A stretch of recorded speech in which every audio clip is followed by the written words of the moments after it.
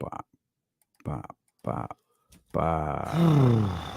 All right, man, we in here, baby. Oh, you know what I just realized too? Go to settings. Make sure you're on full high definition in settings, because got a little upgrade, man. We should Full be high. Here we go. Yeah. Here we go.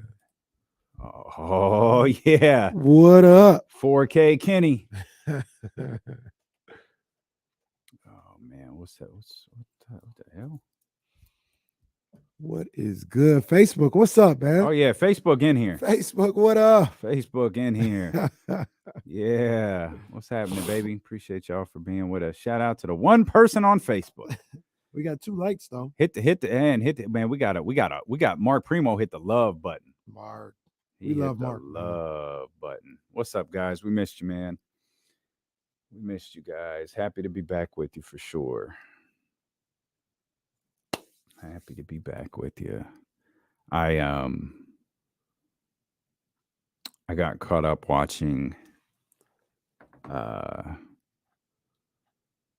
Hawks and War. I still haven't seen Book. I mean, not Book. Donovan Mitchell. I never got to it.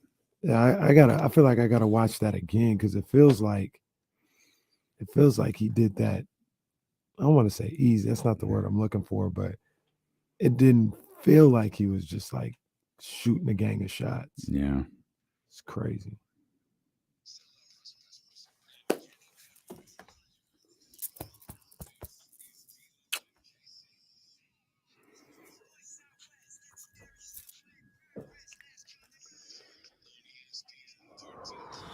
Hope you had a wonderful weekend and a happy new year. We welcome you in here to the first day of 2023 here for D-Lo and KC on this January 3rd.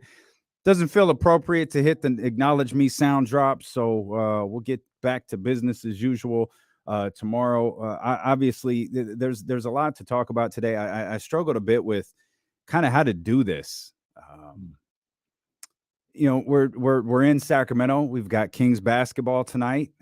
We had just an incredibly exciting Friday night game. Oh man! And then you know they had that tough loss in Memphis over the weekend as well. And you know we're going to get into that. I know Will Z is going to join us later. Coach David Patrick's going to be with us immediately following Sac State practice around 2:00. So we have that normal stuff. Jason Jones, J Street Vibes, The Athletic, final hour of the show. But we were all watching. We all saw what happened last night. I had the weird distinction of I kind of forgot what day it was. So I was doing some work that I just showed you on the iPad, trying to get some things geared up for today, and it was like, oh, yo, it's Monday. Yo, it's a big Monday game. I turned the game on 2 plays before that happened and sat there with the rest of the world just stunned at what we had saw, happen to Damar Hamlin, who, we've been glued to, television and social media, hoping for updates, hoping for positive updates. And they just have not come yet. And from what I understand, because I don't know how I feel about the practice of having doctors on who aren't treating the patient, but right. I also get the need to try to explain to people what might have happened. This is actually completely normal. When someone goes into cardiac arrest, which we've been told that's what happened, you once you get the person's heart going, you get them breathing again, you get their vitals normal, you actually put them you put them to sleep and allow their body temperatures to change. And then when they wake up, which is what we're told is about 24 hours later, and we're obviously approaching that here over the course of the next 5-6 hours or so, that's when you can start piecing together what happened and how that person is functioning. So everything at this point is speculation. Obviously, when moments like that happen, not just in sports, but in the world reacts and they react on social media, and that is, created another interesting part of today's discussion as well. But it was just a terrifying night in Cincinnati. Yeah, I wasn't watching the game. that was at practice, and one of the coaches, Coach Derek, he's off to the side. He's like, "Hey man, you gotta see this, like what happened in this game." And yeah, that was tough to watch. That was tough to see. And obviously, I didn't know the extent of it at the time. Like I wasn't watching the telecast, so I didn't know, everything had stopped and never went went back on again. Yeah. Um, but I mean, the first thing that I thought was, he took a hit straight to the chest, and I obviously I'm not a doctor, so I'm thinking like I don't know if his lung collapsed or what it was, but it was kind of clear to me like he took a shot to the chest and it Mhm. just broke him all the way down. Mhm. I didn't know anything about CPR, about like I just saw the thing. So Mhm. after, practice over and I'm seeing everything that's going on and seeing that they just flat out stopped the game and you saw the seriousness of it all. It was terrifying.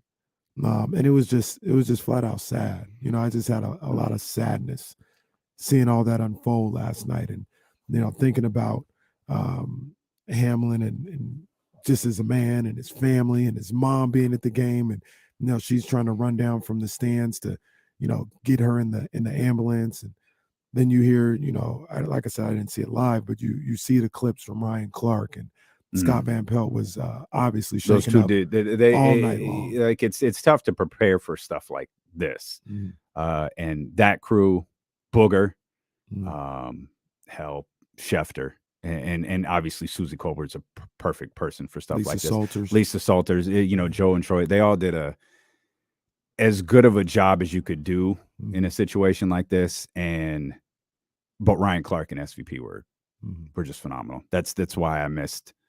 I told you I'd missed. I haven't watched Donovan 71 yet because Yeah. I was just glued to. I was really glued to Ryan Clark. I thought SVP did a great job, but I was glued to Ryan Clark because he's been out there and he's Mhm, been through stuff like weird NFL type mhm. things like this, and so Well, I mean, hell, his voice carried a lot of weight. Ryan Clark was, I mean, for lack of a better term, he was in a life or death Hmm. situation. Right. And I know he's talked about a Hmm. number of different times, Mike Tomlin, and this is no fault to nobody. I'm just talking about a story. But Mike Tomlin, when he has sickle cell, Hmm. I think he does, and Mike Yep. Tomlin was like, I'm Can't not play. letting you play. Yeah.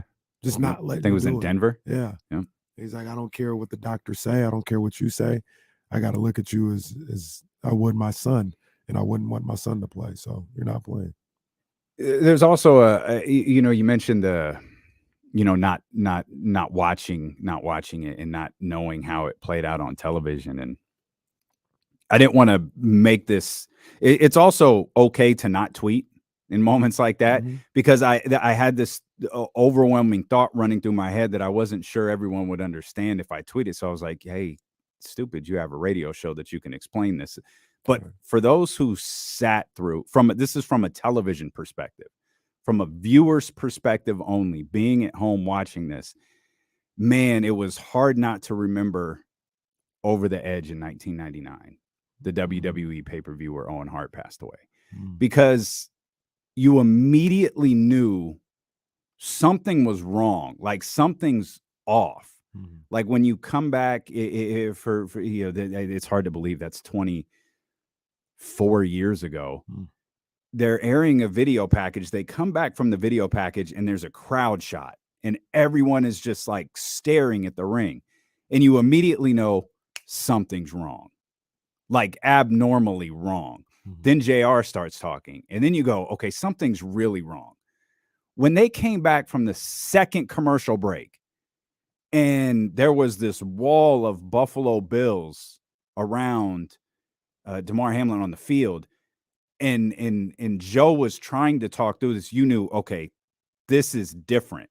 This isn't, there's something happening there that we're not privy to. Mhm.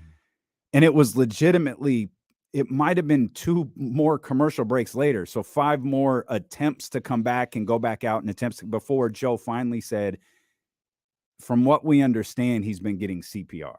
Mhm. That's not normal. Mhm.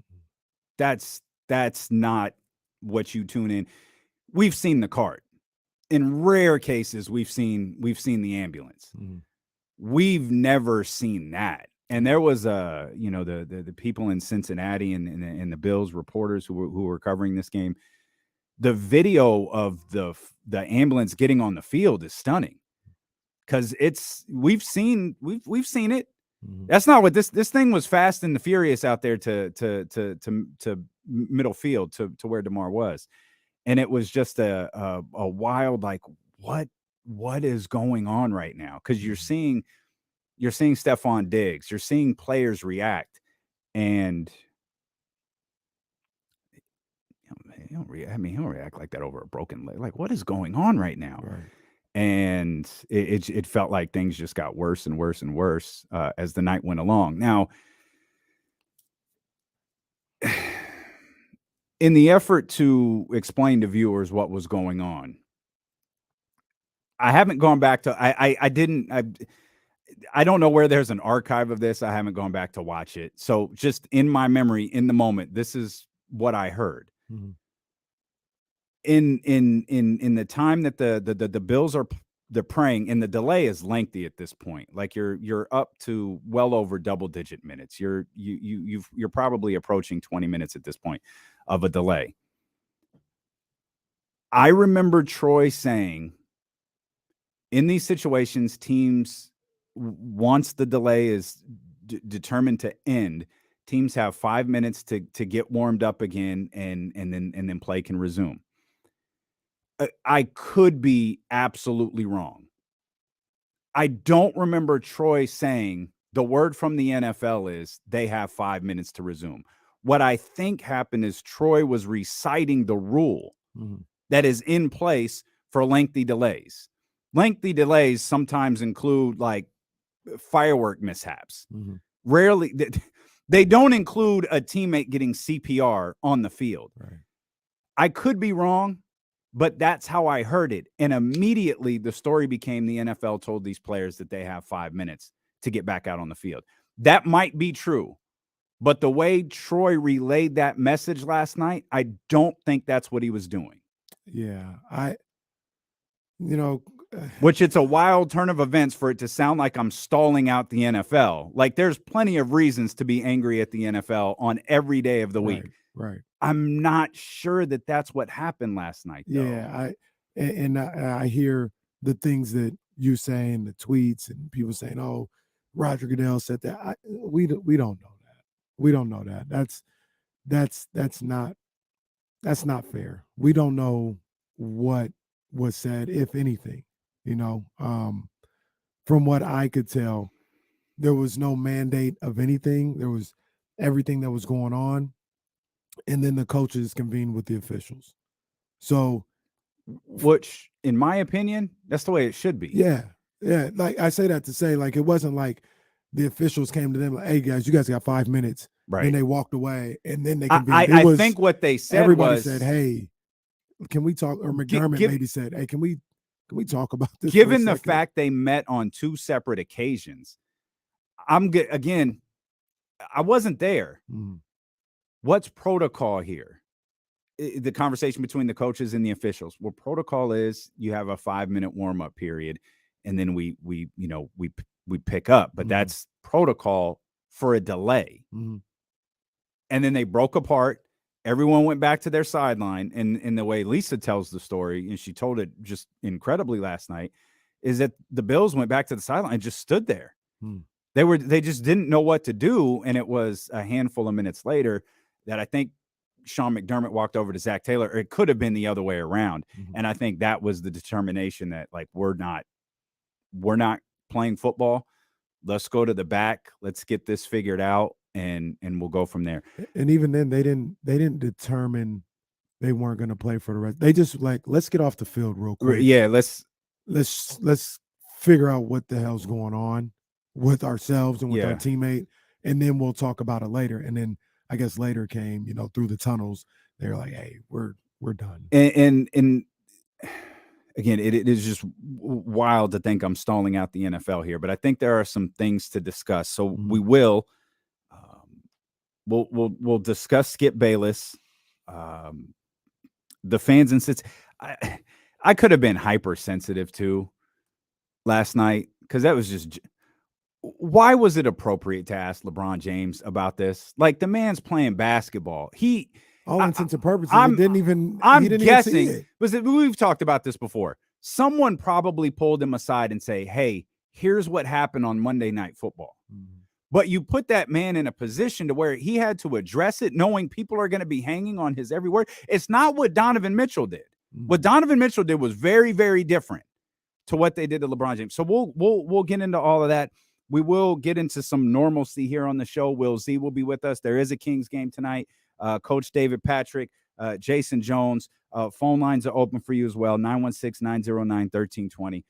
We're just getting started here in 2023. Stealing with KC on Sacramento Sports Leader, ESPN 1320. Did you see what Bart Scott said? I didn't. Oh Lord! I saw it. I didn't hear it. He essentially, they said he said T. Higgins was to blame for it. Exactly did T. Higgins do last night to him? Well, right before the tackle, he lowers his helmet and he kind of throws his body into his chest. He's standing up because he's thinking he's got to chase T. Higgins at an angle to make a tackle. So he didn't expect T. Higgins to launch his body back into him. You know, it's one of those things that a lot of times you see it as a linebacker, unblocked, ungated running back comes through the hole, and he knows the contact's coming, so he lowers his helmet, and you can't get underneath him. So he's able to get into you, and your chest is exposed. So they've taken that out of the game, but they don't really regulate it as much as possible. I expect the league will be a lot more vigilant when it comes to that and using that penalty. Great.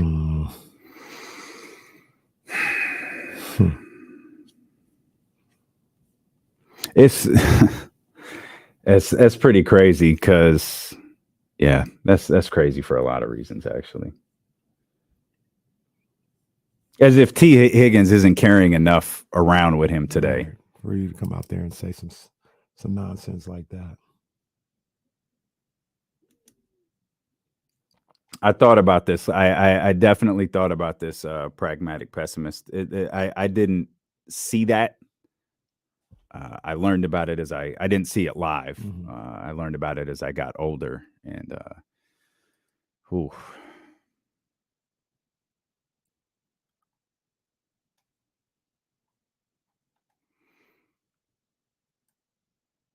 I didn't see what Dominic Foxworth said. I'm disappointed that he's getting killed. I don't know what he said. I saw I don't know if this is what people are talking about, but he said something to the effect of he equated it to CBA negotiations.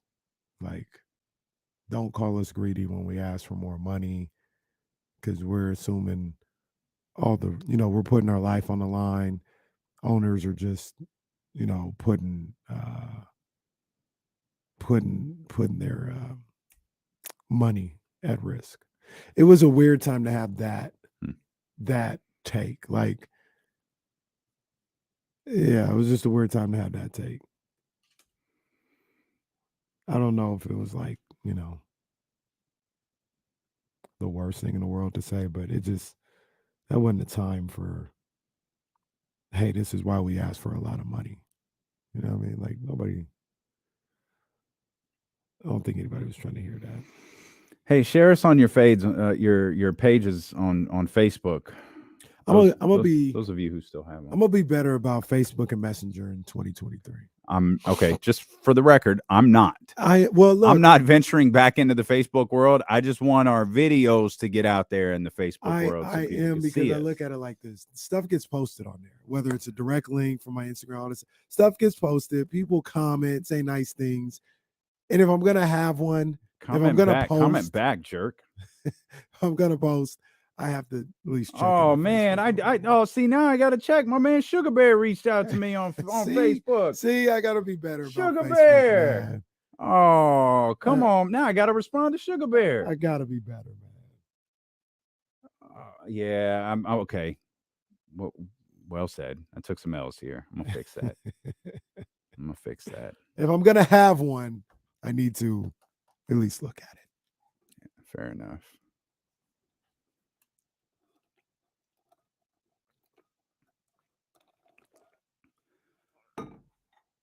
There's something happening on the screen up here, so I assume Seth is going to work somewhere. You know what? I don't think this thing connects to IG Live. I don't think It that can't. works. Yeah, IG only allows it to go through Instagram. It's the only way to do an IG Live is through Instagram. And we tried that before, and it was a disaster. Well, that was a little different because I was on the. We were in. Like, oh, did you have headphones in? What was it? Well, I was headphones. We didn't do it in the studio. Right. So you were on my computer. And That's right. That's right.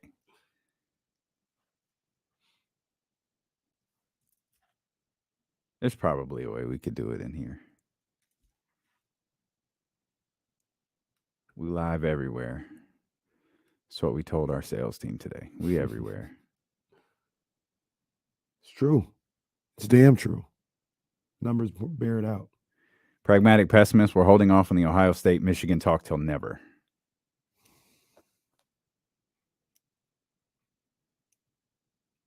No need to talk about college football. I was at my house and I already had it all planned. I had it planned. Well, then I realized, Ryan Date's playing for the field goal. They're going to lose. That poor kid. They're I felt lose. terrible for that. Like kid. What? Like, I don't, because it's not his fault. It's his coach's fault, and everybody on the planet should know that it's his coach's fault. Damn, I should have loaded that up there. Players, this is not on you. Mm-hmm. This is not on you. It's on the coaches. You did everything you could do. You did. Except hold on to a 10-point lead with like 3 minutes left. That's not. There's that. It's not relevant to this conversation at all. At least we didn't use some Texas Christian.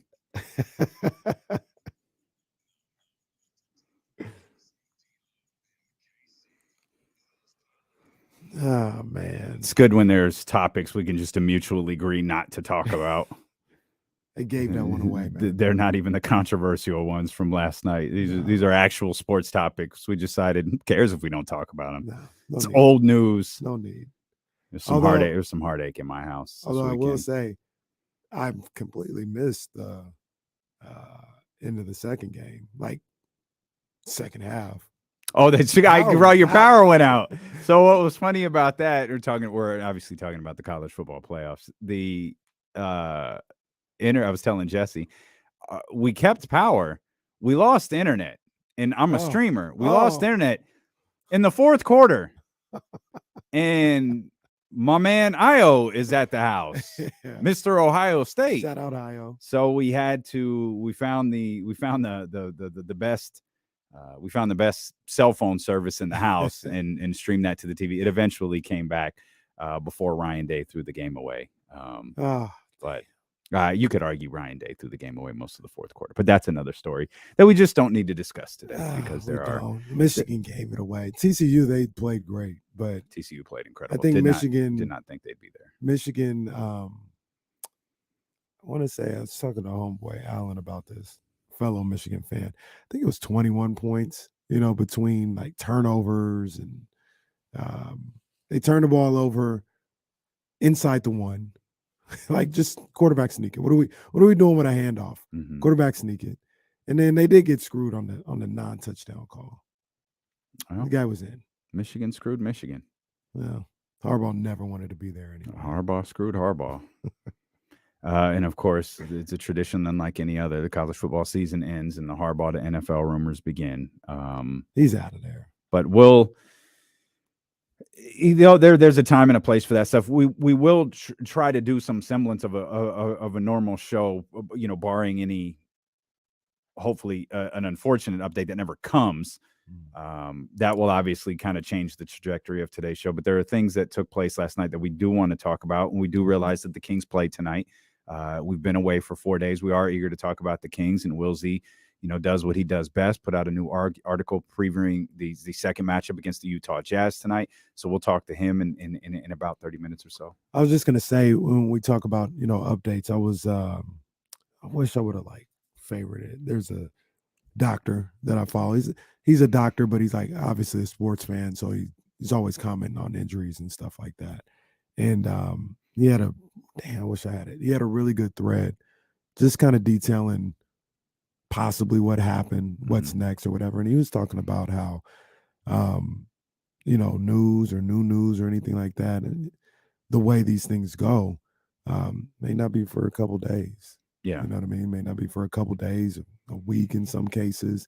This is a bit of a slow process now to make sure, things are able to get back to normal, hopefully for Hamlin. But it's not one of those things where, like, if we get something, obviously we'll let you know, but it's not one of those things where we may probably hear not. a change for the next couple days, and it's just, it was all very sad. Cardiac arrest is so scary because it shuts your body down. So like everything stops. So just because you get the heart, like once you get the heart going again, it's essentially assessing damage. What happened while the heart was stopped? We have no idea how long that man's heart was stopped. We just know they were down there on the field for a really, really long time. Yeah. And that's it's the dangers of the world we live in. We want to speculate, we want to blame. A lot of people want to comfort. I mean, that man's GoFundMe page has topped $4 million today. That is just, I mean, if I remember correctly, we had like a couple 100,000 or a couple thousand. Excuse me, he had a couple 2,500. Yeah, he had that, and then all of a sudden, that man has raised $4 million for his. So this is a second-year player. I don't even know if the dude makes $4 million. Sixth rounder. But he does not make $4 million. Sixth rounder out of Pitt. So he's going to be able to do some amazing things when he kicks out of this, and that's what we're all hoping that he does, is kick out of it. And the other thing about this, once again, when I saw what happened, the first thing that I thought about was the conversation we always have. And, I pray and luckily, last night it didn't happen, and I pray eventually he kicks out of this. But we always talk about what's going to happen if a player dies on the field. And, we usually talk about that in the sense of the NFL's wrongdoing or negligence or anything like that.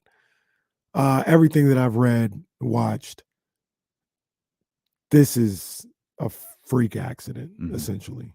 You know what I mean? Like this isn't Tua. No, this isn't Tua. This is something that there's like milliseconds. It's even lower than a millisecond, right? But there's a certain time when all these little moving parts had to be aligned for something like this to happen, and it actually happened that way. This is not something that is something the NFL did, or one of the things I always talk about is like football, right? And how football wasn't made to be played the way it's played today.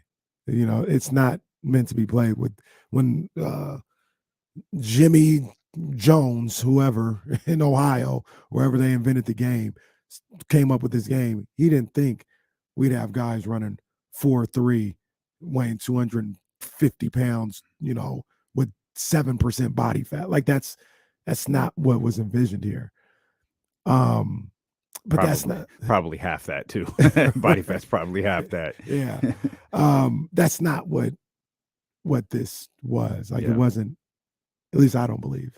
In case of the game being too fast, too strong. This was a super unfortunate, scary freak accident. It was I think ESPN showed the replay one time, and I saw it live. It was almost it reminded me of the Trey Lance thing to a certain degree, in the fact that he was up. I don't think he got hit in the head. Like he got up, and then but obviously the way he fell was like, oh. That was, and then they showed the replay the one time, and I'm watching it as closely as you can. Like, what the hell just happened? It doesn't look like he got hit in the head, so I'm waiting for someone to explain how whiplash. I'm thinking of the Will Smith scene with the mason jar and concussion. Is that what just happened? And of course, as we've learned, it's not. at all. And you're right. I can blame the NFL for a lot, and the NFL deserves criticism for a lot.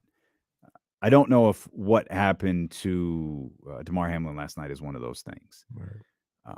It brings all those ugly things back to the surface, though. And, of course, the speculation that they told these teams they have 5 minutes to play. And I think that is just irresponsible speculation. And I understand where it came from. It came from the lead play-by-play announcer on the lead broadcast for the NFL. He said, this is protocol.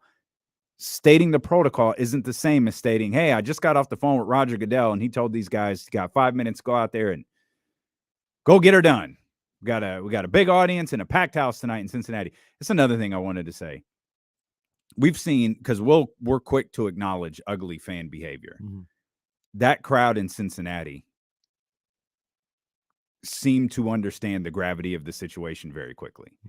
And, we go back to that Raiders Patriots incident. You go back to the just countless ugly incidents you've seen with fans and interaction with players. And there was a lot of discussion last night and this morning about particularly last night from Ryan Clark, about dehumanizing professional athletes. And that's going to lead us to Skip Bayless in a minute.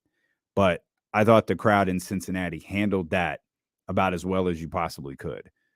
Obviously, I'm sure they were all glued to their phones. They probably saw a lot more than we did, given the fact that it's not like that wall of Buffalo Bills players was formed right away. And then you saw like the response at the hospital. We talked about the charity and all of those different things. I think when we're quick to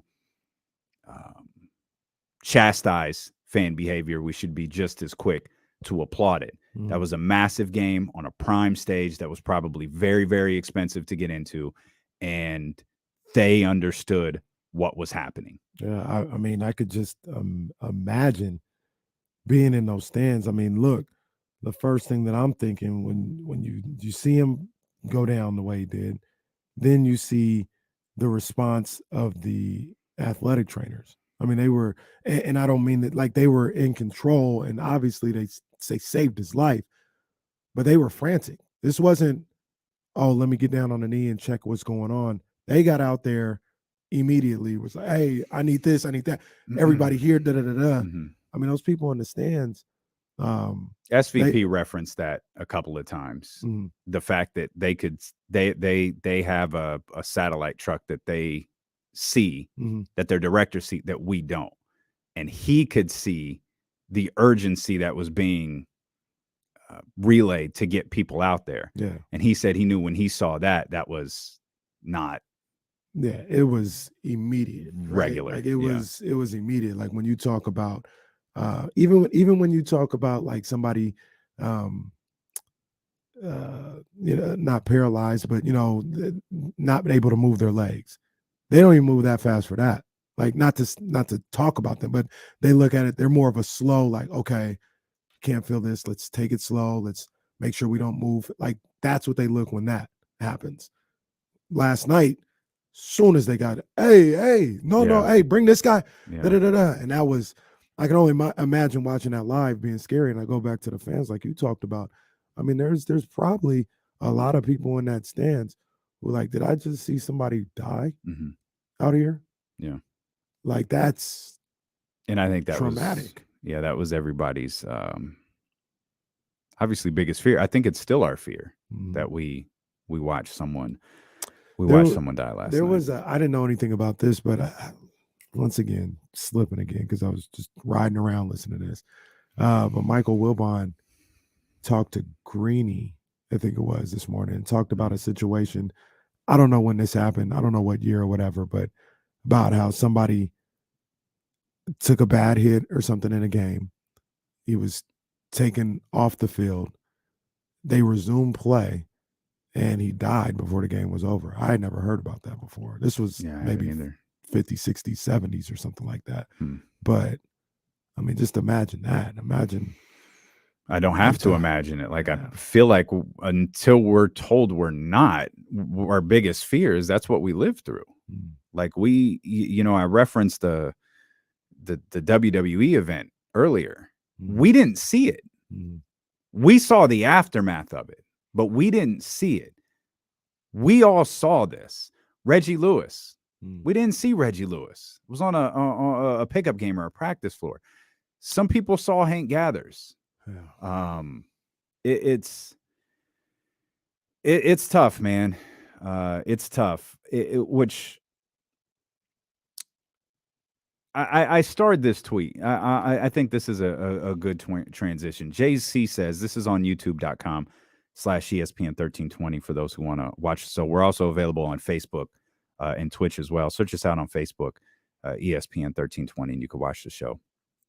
JC says, am I the only person that knew what Skip was saying? I'm not a fan of the guy, but he didn't mean ill will at all. So let's take last night's tweets, plural, because he had several, out of the conversation for a minute. Skip Bayless has made millions upon millions upon millions of dollars dehumanizing professional athletes, because that's the term today. Dehumanize. He has made a living dehumanizing professional athletes, a very good one. Again, millions upon millions upon millions of dollars Skip Bayless makes to do his shtick with LeBron James, his shtick with Tom Brady and Shannon Sharp. You can go back to his time covering Dallas and the book that he wrote and the things that he said about Troy Aikman at the time. And you make your entire life off of these professional athletes. And when you tweet something about a football game and because I read the tweet and I was like, I know what Skip was trying to say here, but you don't get the benefit of the doubt anymore. Oh. Your history has eliminated that. It's gone. You've lost it. Your teary BS apologies. My friend Shannon's not here. I pray to God Shannon said, F you, I'm not coming to work. I really pray Shannon said, F you, I'm not coming back to work until he's gone. Because you're doing this whole, we're sensitive to this matter. And then you're going to launch into a segment about how LeBron wants to leave Los Angeles and he's bad for his teammates and how this is this and this is that. And it goes beyond an opinion on a game or an opinion on an athlete to where it just becomes this shtick. And you don't have the ability to determine what's real in Skip Bayless versus what's professional wrestling in Skip Bayless. So when you've done that for the better part of 2 decades now, probably significantly longer, but in the forefront for a couple of decades now, you don't get the benefit of the doubt when you tweet something about a football game last night. I agree 100% with what you're saying.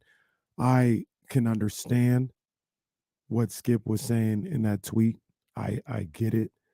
But like you said, it doesn't get the benefit of the doubt.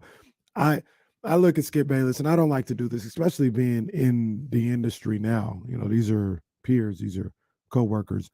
I'm not into putting other people down for what they do or whatever, but I don't have a problem saying my opinion. Skip Bayless, he's everything that's wrong with this industry.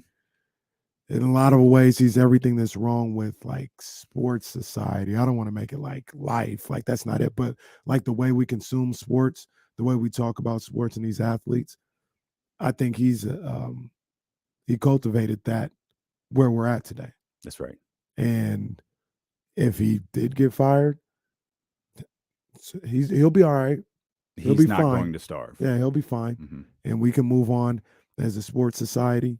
And in this profession, and maybe start to change things. But I agree with you. Like, you don't get the benefit of the doubt. You know, like it's one of those things where, say he lost his job or he's under fire right now and he's feeling the fire right now. I don't feel bad for you because there have been probably 20 other times where you probably should have been fired or should have felt the heat and you just carried along with it. So I don't feel any type of way for Skip Bayless right now. If he loses his job, he loses his job. And it doesn't appear that he's going to. He was on television this morning.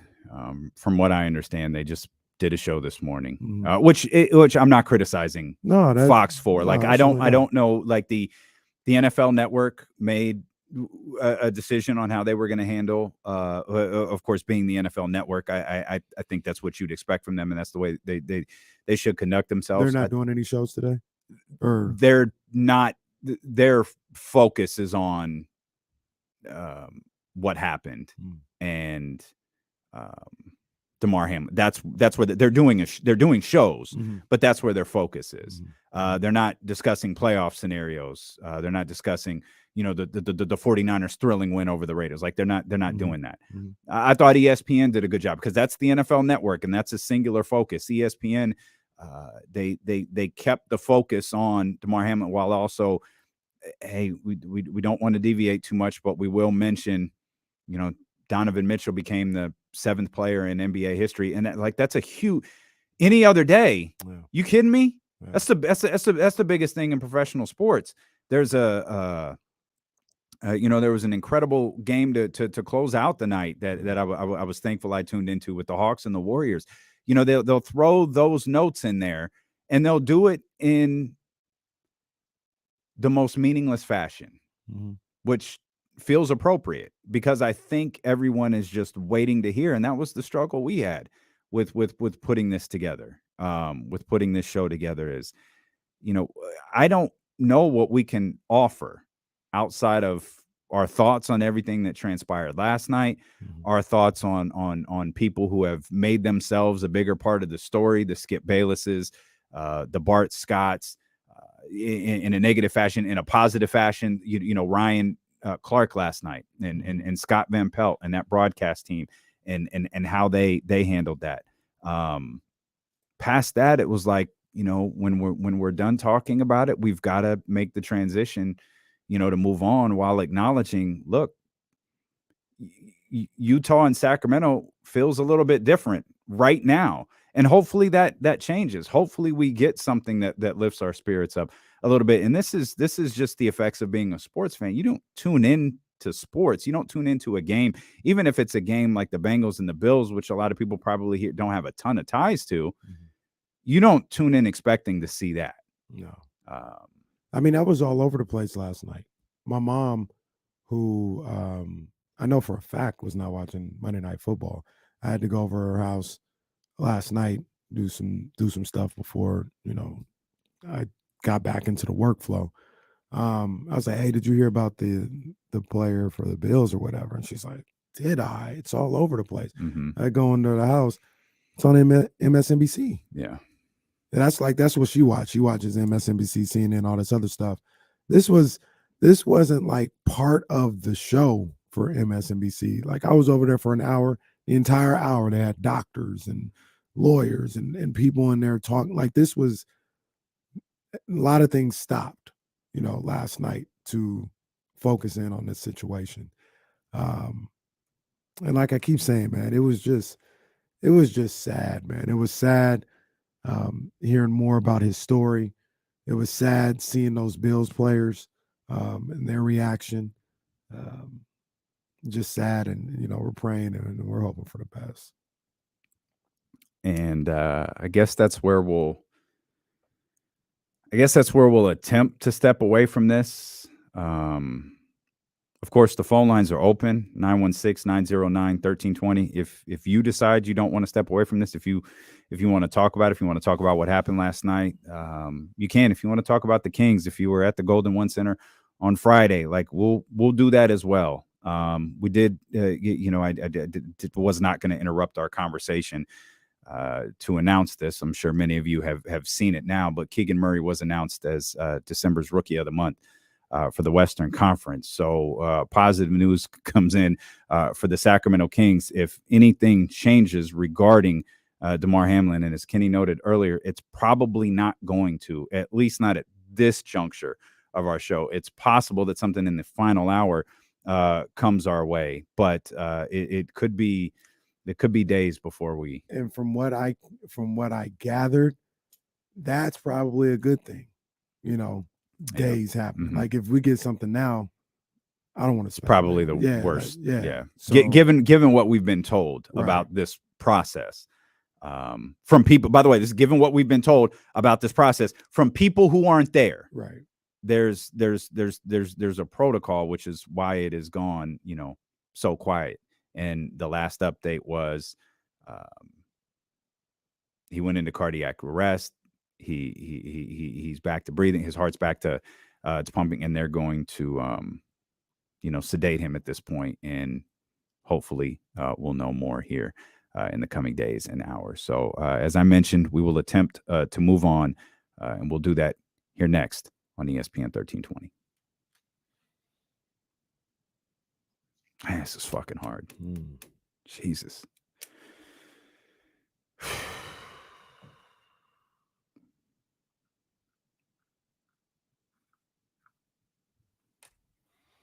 The truth is, like, people watching, we're going to, go this direction. If we're not feeling it, we're just going to leave it, and we'll just go back to what we're doing. This show is 100%. It's based on feel. It's based on you guys. I don't know.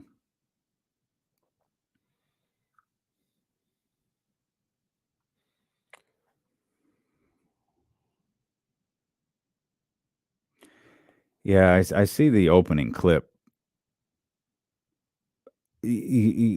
Skip didn't apologize. Like, unless he apologized later in the show when he addressed his tweets, he did not apologize. Yeah, I didn't see an apology. I saw no, not at all. It was an explanation. And he was tiptoeing, saying, we don't want to offend anybody. Da, da, da, da. Yeah. Yeah, Dr. David, I'm with you. Man, but we're gonna do our best. What's happening, Will Z? How are you, man? What's up? Good. How about you guys? Good, man. Will, how you doing, bro? Good. Will, you're a Niners fan? Oh, yeah. Okay. Yeah, big time. Football's always been it's always gone switched between growing up basketball and baseball. Football was always kind of below, but recently they've evened out a little bit more as I've gotten older. Yeah, baseball is you a Giants fan too? Yeah. Baseball, there's a certain level for me with the Giants, even before all this other stuff is, man, I've seen 3 World Series in my lifetime. I didn't think I was going to see none of them. Like, it's hard to get that invested about baseball after those 3 World Series. Because what am I going to do? What am I complaining about? They gave me something I never thought I would see. And they gave it to me 3 times. Oh, that's a good point. Like, yeah, it's going to take a while for me to, well, maybe it took this off season for me to get all worked up about them, but yeah, Gigantes.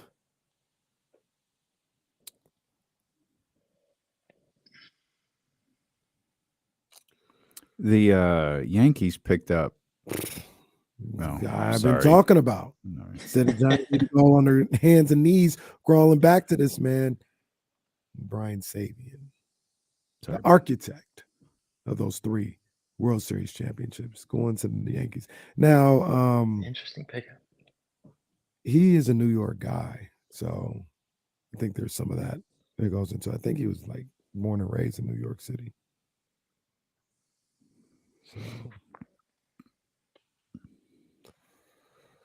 Correa's still not signed by anyone? No, he's still floating out there? Yeah. That's weird. That whole Met situation still lingering.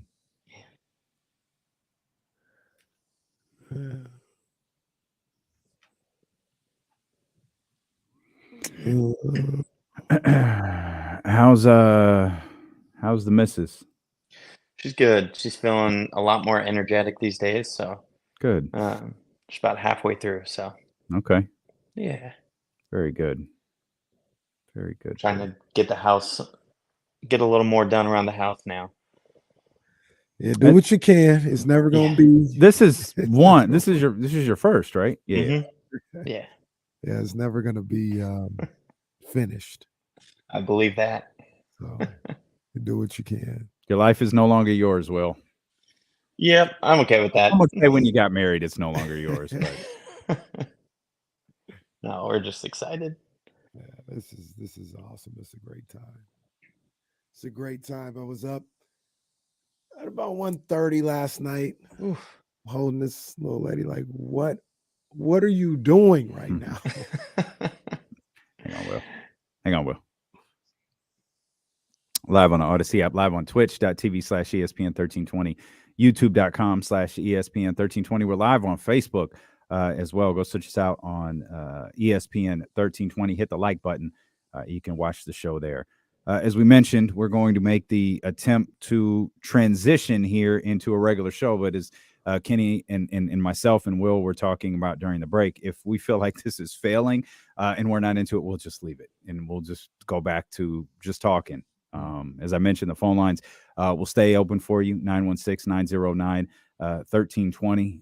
We'll bring in our buddy Will Z here, the official statistician of ESPN 1320, put up another great preview for tonight's Kings Jazz game. Of course, it's the second meeting between these two teams in the last three games. And Will, that first one was exciting, man. One of the most incredible moments, I think, at Golden One Center in recent memory, and the videos from everybody when Kevin Huerter's shot went in were just phenomenal. Will, what are you seeing in Kevin Huerter and his play recently? Yeah, so I started writing the article last night, and it somehow just kind of developed into a Kevin Huerter deep dive. Just kind of organically went that way, and he's just everyone knows about his raging hot start to start the season. Then he cooled off, but over his last 8 games, he's averaging 16.6 points, 3.3 rebounds, 1.9 assists, and a surprising 1.3 steals. And his shooting splits are way up again, 52.7, 46.3 from 3, and 80% from the free throw line. So it's just kind of back to the Huerter that we were used to start the season.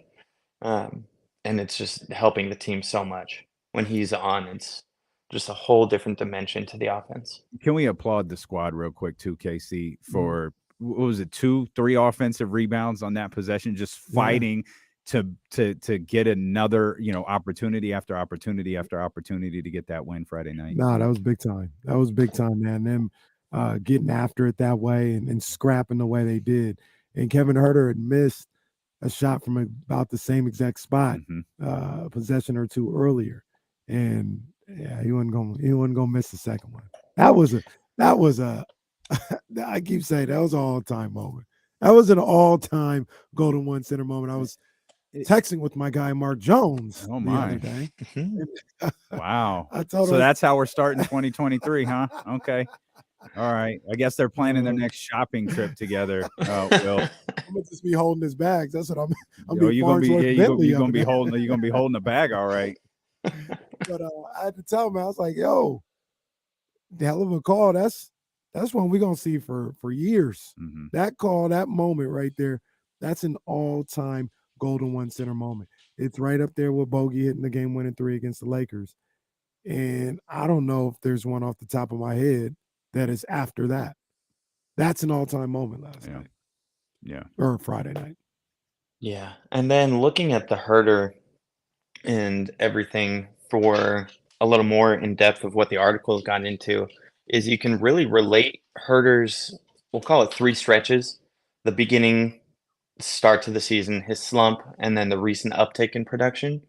If you look at the Kings' offensive rating over those 3 stretches, they had the second-ranked offense over the first 17 games, and Huerter shot 49.6% over those 17 games.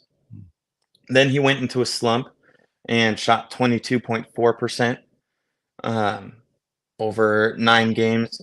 Over that 9-game stretch, the Kings had the 21st ranked offense. And then jump ahead to where we are now in his uptick in production over the last 8 games, the Kings have had the 10th ranked offense. So it really looks like the Kings go as Huerter goes in terms of kind of overall offensive production, which, I mean, makes sense. It's such a lethal weapon from 3, and if it's on or not, it's going to have a drastic impact. Are you noticing, have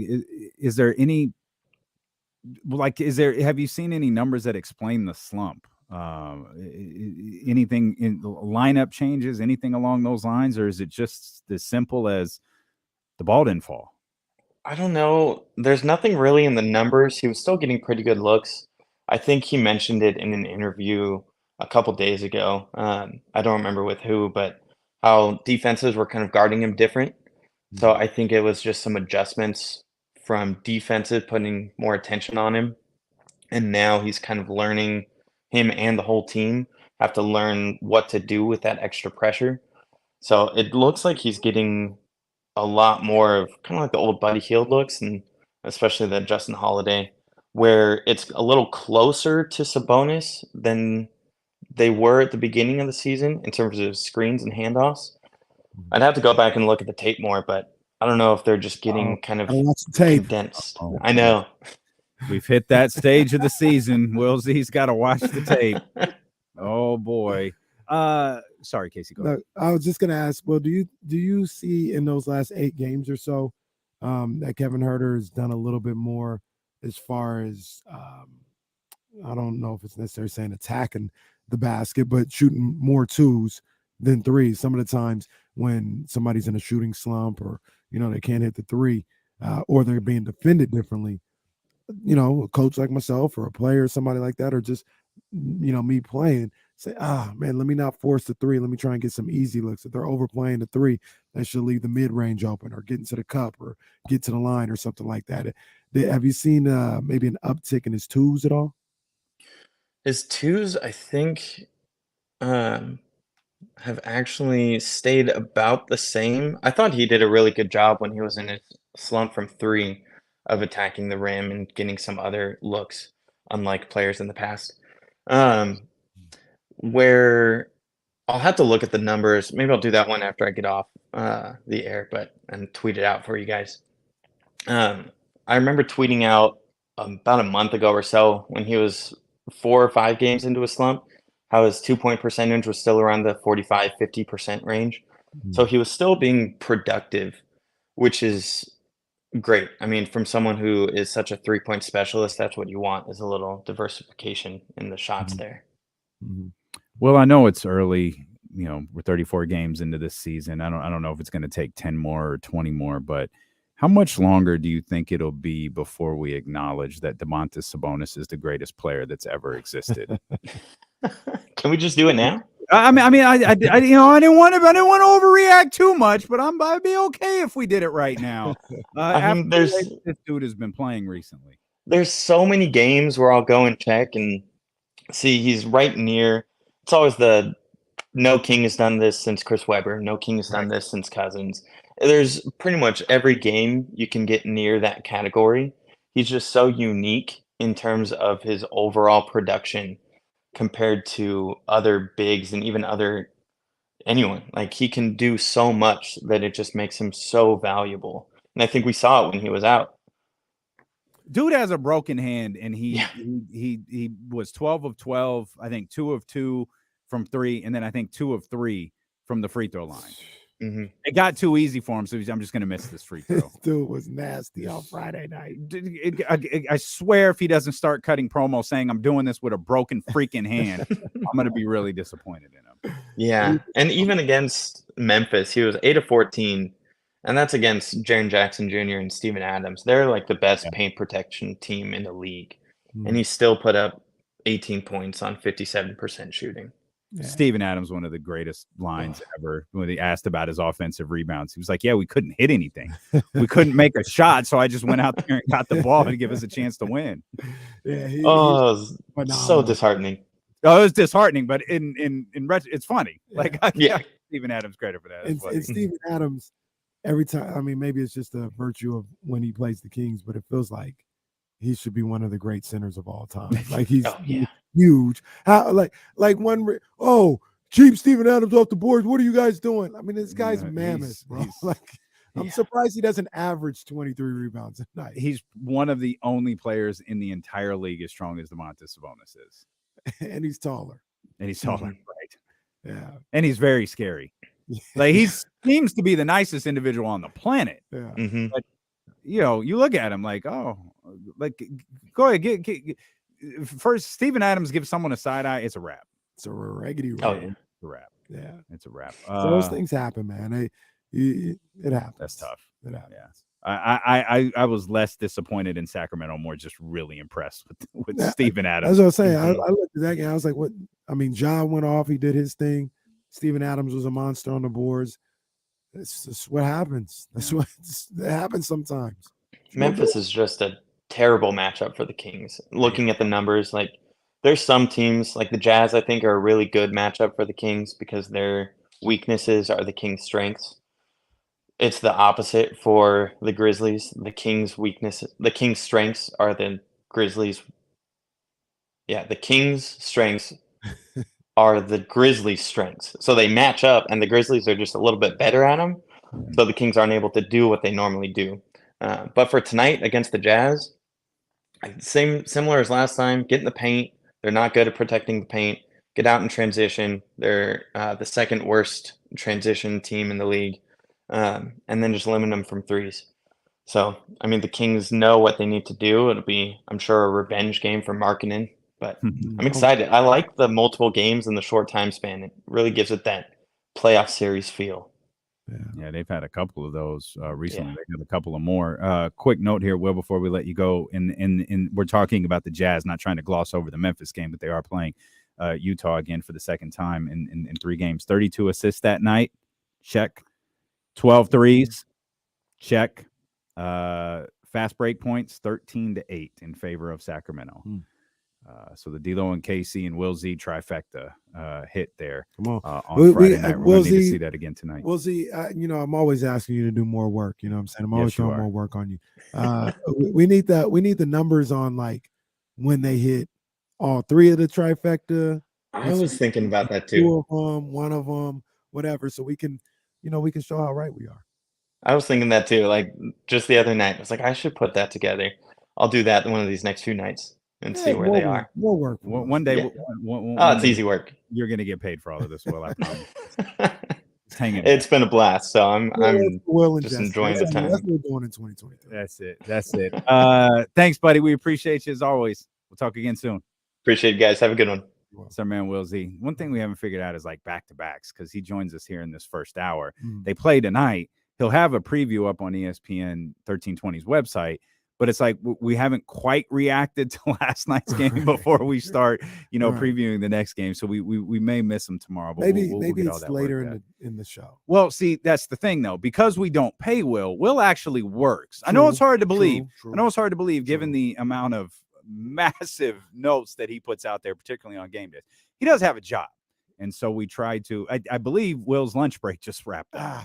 So we time it up for his afternoon break. That's what I used to do when I used to call in the shows. So until the end, when I would just call in while I was on my shift. If we could, or you started doing a radio show while you were on your shift. That's a whole different. It's a whole different story. Wonder if we could convince Will's job he's become a smoker. All of this pregnancy stuff has got him stressed out. So he's got to take these 15-minute breaks during the hour to go out and have a cigarette. Yeah, we figure out. I mean, you're big time. You could talk to the boss, man. Oh, I'm sorry. Yeah, I was texting Mark Jones after the call. I'm sorry. I didn't text Mark Jones. Jesse, you text Mark Jones? Jesse didn't check Mark Jones. That was you. It's my guy, Mark Jones. It's crazy. I haven't seen him all year. This is crazy. We're into January now. It's ridiculous. Is he going to be here on Saturday? He should be here on Saturday. I can't keep track of what Mark's doing. Yeah. I don't know. That man's busy. He is. I have no idea. I did send the email for us on Saturday, so you don't have to do that. Thank you. I got you. Yeah. Appreciate it. Sent the email for everybody on Saturday. Oh, Trista Crick week.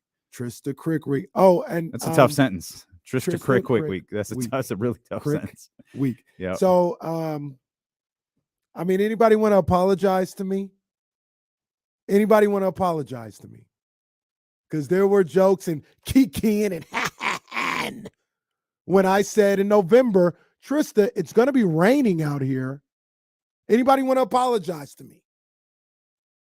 No, because we all know. No, first of all, you weren't talking about here. You were talking about Santa Clara. Wherever. It's raining up and down the damn coast. We all know. On Saturday, Sunday, Monday, everything. I was right. No one's going to apologize to you because you used this as an excuse to get out of a game that none of us wanted to go to, and it just happens to be working. If Santa Clara floods, it's your fault. Well, you spoke a flood into existence. I didn't ask for all that. And I got to figure out how I'm getting to work tomorrow. Don't think I'll be able to go 5. I was driving down 5 as I left. I was thinking about that today. I heard it was. I saw the. I was driving down 5 home studios tomorrow as I was going to work today, and nothing was on the road, but I saw on the side of me. I was like, yeah. This I don't know what's going to happen here tomorrow. Might have to take the streets all the way to Greenhaven or something like that.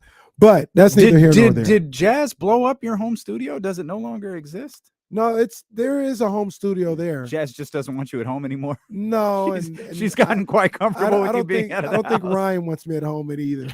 Like, she wants to be able to scream freely. I got not have to worry about anything. So, but it's there. I mean, you can see my. Oh, that's right, J Street Vibes, the hostage corner. That's right, the hostage corner. The hostage corner. Yeah, it's a new podcast coming to our Odyssey platform. But I said that when Tristan was on here because it always rains the first week or so of January. Always. Okay. Always. I knew it was going to happen. Well, are you proud of yourself? They're playing for the 1 seed. They are playing for the 1 seed. I mean, 1 seed, possibly. Definitely trying to secure the 2 seed. Yeah, they're in the driver's seat for that. So change the dynamic at all for you for Sunday's game? No, not. You know what's crazy is like the 2 seed is dope. You're gonna be at home and all this other stuff. Damn, I want to play the Giants. I want to play the Giants. If you gave me the choice of you can play the Giants, Lions, or Packers, I want to play the Giants. You don't want to humiliate Aaron Rodgers again? I can't believe that dude might get in the playoffs. I get in.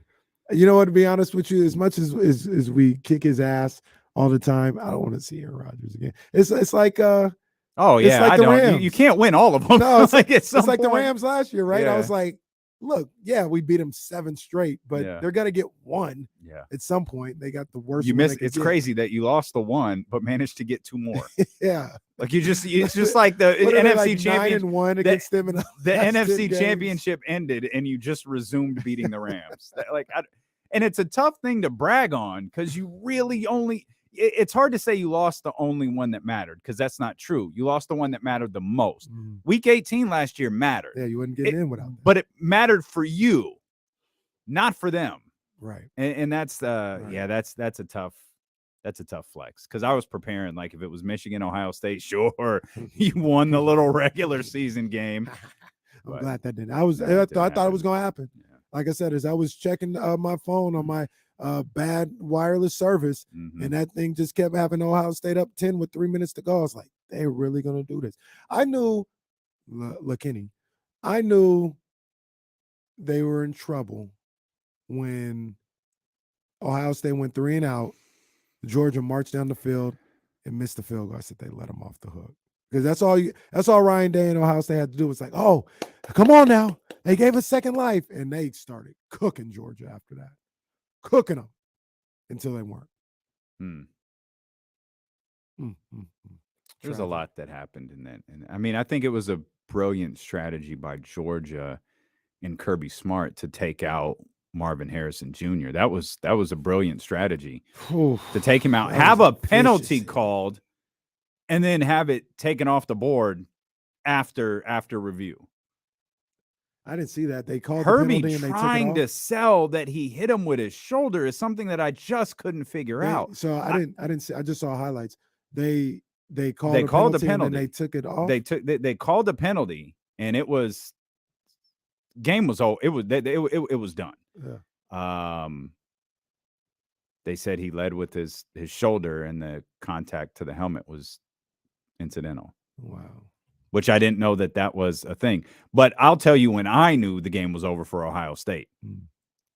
No Ladilo here. Like there's references. Ladilo. When Georgia got the ball with 8 minutes, I said the story of this next possession is how long it takes them to score.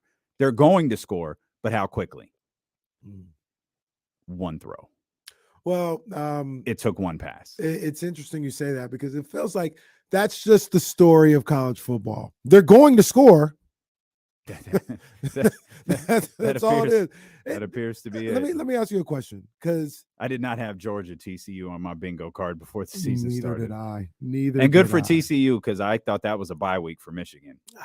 I knew TCU was going to play. I thought Michigan was going to win, but I knew TCU was going to come to play. I mean, I thought they'd come to play. Proud team. I thought they'd lose by 10, 14. Yeah, I thought they'd come to play. Right. I didn't think Michigan had to scratch and claw to make it a game. It did. The fact that there is no defense played in college football, that bothers me.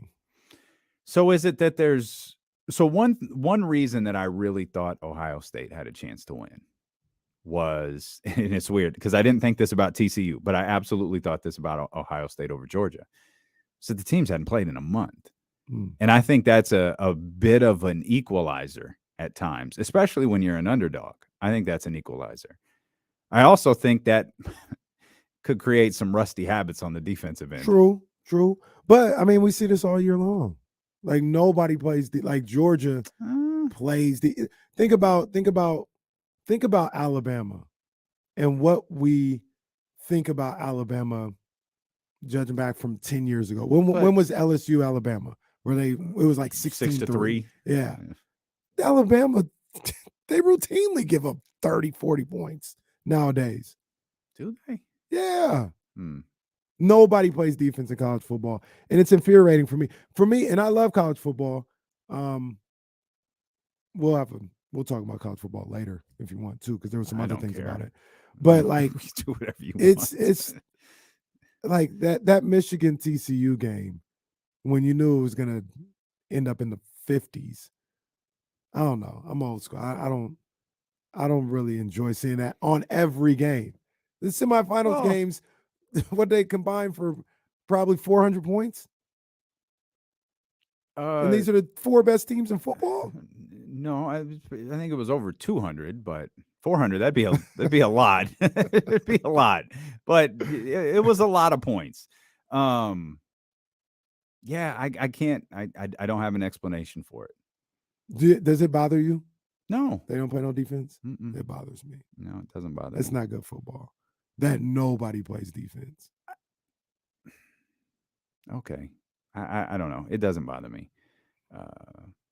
Even Michigan. I don't think the national title game is going to look like these two semifinals games looked. Maybe. And that's not a knock. I'm not trying to knock TCU at all in that comment. I don't think it's going to be a blow. I think it's just going to be an entirely different type of game, and probably for a variety of reasons, nerves involved, different things like that. I don't think it's going to be a 42-41 or last year's national championship game was like mid to high 30s, wasn't it? Was that Georgia again? And Georgia and Alabama. Oh. These guys don't defend no more, and I don't like it. Benjamin says Damien hasn't watched TCU. I knew they would beat Michigan, and they can beat Georgia. Sonny Dykes has done a phenomenal job with that program, says Benjamin on YouTube. Benjamin, you goddamn right I'm not watching TCU. I don't give a damn about no TCU. You know the but Benjamin, I'm watching them now. The thing that I was thinking about, I always think about this stuff with Sac State. And I saw the enrollment for TCU. First of all, I've always thought, how the hell is TCU this major Division I program? Now, it goes back years. They were in the not the SWAC. It was before the SEC. In Arkansas and Texas Tech, whatever it was, the Big Eight. I don't know what it was, but TCU was with those guys, went to the Big 12 when they left and went to the SEC. And I'm like, how is TCU this football program with lineage in college football? And I was watching the broadcast, 12,000 people enrollment. 12,000 enrollment. Sac State has 30,000. Like, damn. But then, and this takes well, they're not, and I think this is what you just said. They're not new to this. No, it takes years. And then you look at their stadium and the facilities. I mean, the stadium holds probably 50,000 at least, 50, 60,000. It's been renovated or whatever. But yeah, it always baffles me. It's like, damn, why not Sac State? I don't know, the words Texas and Christian come to mind, though. Well, there's that. Well, those could be two of the reasons why. The teams that left, leave your state. There we go, Mark Wong, Southwest Conference. The teams that left the Southwest, the Arkansas. They probably late too. Right. Arkansas, Texas Tech, Texas A&M. They left. Well, Texas A&M went to the Big 12, but that's neither here nor there. The other group that stayed around was TCU, Baylor, SMU, and Rice. Rice was the only one who didn't really make it. But what do they all have in common? Those are all church schools. Like, they got money. Money. Just realized we have to go to break. No. I don't think we've gone to break on time one time today. No, this is the first time. It's not true. It is. Jesse's, we're 1 hour and 14 minutes into the new year, and Jesse's already had it with me, man. We'll come back. Phone lines are open for you, 916-909-1320. Coach David Patrick is going to join us. What a win for Sac State over the weekend. We'll talk to him at the top of the 2 o'clock hour here on Sacramento Sports Leader, ESPN 1320. David B., what are Don't be Cali snobs. If we were in Texas, you know why TCU is where they are. Why are they had TCU probably had 30, 40,000 people at that game, the Fiesta Bowl game. Not all of them were alumni. Like, what? Why would somebody say, yeah, I'm going to root for TCU? Now, it happens. I'm not saying it doesn't happen, but why is that? Explain it. Help me not be a Cali snob, even though California is way better than Texas. Way better. Mike Silver tweeted, I've talked to enough people involved, and this is how it went down. The NFL's first impulse was to keep playing. Joe Burrow was told to warm up. That was the plan. And the players and coaches said no and walked off.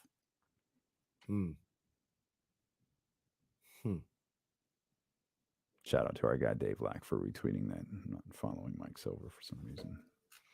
I don't think I follow Mike Silver either.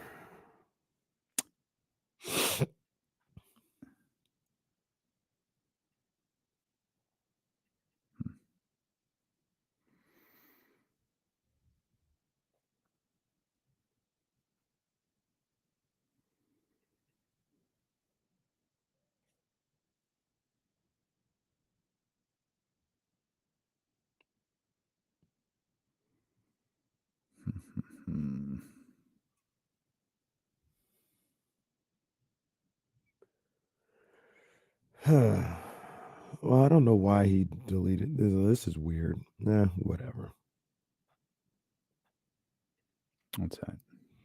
So at Mike Silver, he deleted a tweet. I don't know what the tweet was about, but this guy, Lil Drunk, says this tweet is worded in a way that to suggest that an NFL official directed the crew chief in the Bills and Bengals game to inform the team's game play would resume after a 5-minute warm-up, and that Mike Silver has reliable sources to corroborate the stories, but he's backtracking in the mentions. Mike Silver then says, I'm not backtracking at all. I'm not saying that Roger Goodell called down and told Joe Burrow to warm up. I'm telling you what I know. And here I am on Twitter in a back and forth with quote unquote Lil Drunk and his blue check mark. So whatever he tweeted out, he deleted. So that's what I don't know what he deleted. Obviously, I can't. So to be fair to whoever Lil Drunk is, he doesn't appear to be a nobody. No, he's blue check marked out. Well, blue check mark. Followers. Yeah, blue check mark doesn't mean anything anymore. But that, like, people, I don't know who the brother is, but so I don't know. And he's not a purchased check mark either. No. Well, and then I don't know what Mike Silver deleted once Lil Drunk came at him. Yeah, I'm not sure either, because his original tweet is there. And then he had another response about, I'm willing to go on the record with the wording of my tweet. Your wording is different. Nice try, though. Yeah. The funny part is, I don't know, so I'll see if I can catch it. Let's see, it's Control 5. Oh, I couldn't get it. Let me try again. Hang on. Screenshot? Yeah, because it appears. Go to the search bar and put it. Go to the search bar and put in screenshot, sir. It appears, but then it disappears. The tweet? The tweet, like when you click on it, it's there and then it's gone. It doesn't say that it's deleted either. It says it's limited to who can view it. This tweet is unavailable is what I get.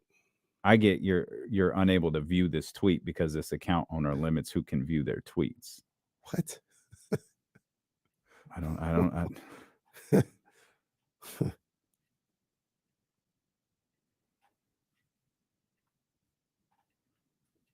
I mean, you can always buy followers, so I'm trying to peep little drunks. You can buy followers, you can buy viewers, you can buy a lot.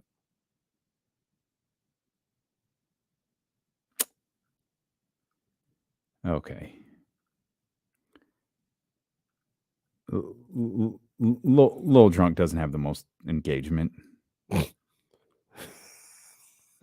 Drunk. I'm just looking at little drunk doesn't have the most engagement here on social media. Little drunk.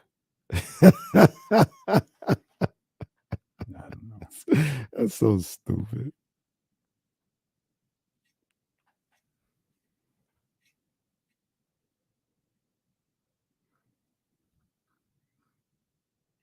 Man, these grape Vapor Maxes are crazy. Oh, you seen those too, huh? Oh my God. Man, those are beautiful. My girl Alicia Bumgarner back in action on the 4th, along with Amanda Serrano.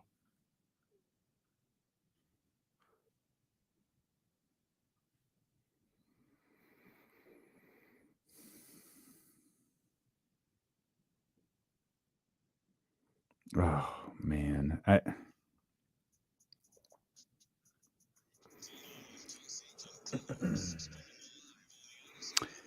916-909-1320 if you want to get in on the phone lines. Of course, you could jump in the chatty house as well, twitch.tv/ESPN1320, youtube.com/ESPN1320. You could check us out on Facebook Live as well. If you're on Facebook, make sure you hit the thumbs up or hit the heart. Let everybody know that you love us. One thing that's really, really bothering me about the NFL today here is it's, 4:21 Eastern Standard Time, is they themselves haven't addressed what happened last night. Now, I understand that they've put out statements regarding Damar's health and so on, and understandably, that is the most important thing. And I also understand they're probably in a lose-lose situation where if they come out and attempt to either defend what happened last night or clarify what happened last night, it could come across insensitive given that we don't know the status of Damar Hamlin right now. But their silence creates a lot of speculation. And we were just going over these tweets from Mike Silver during the commercial break, and the most notable one to point out is the one where he said, I've talked to enough people involved. This is how it went down. The NFL's first impulse was to keep playing. Joe Burrow was told to warm up. That was the plan. And the players and coaches said no and walked off. That's his tweet. He's gotten into some exchanges with some various people on the Twitter universe, but he did retweet this one, which goes back to a earlier conversation that we were having.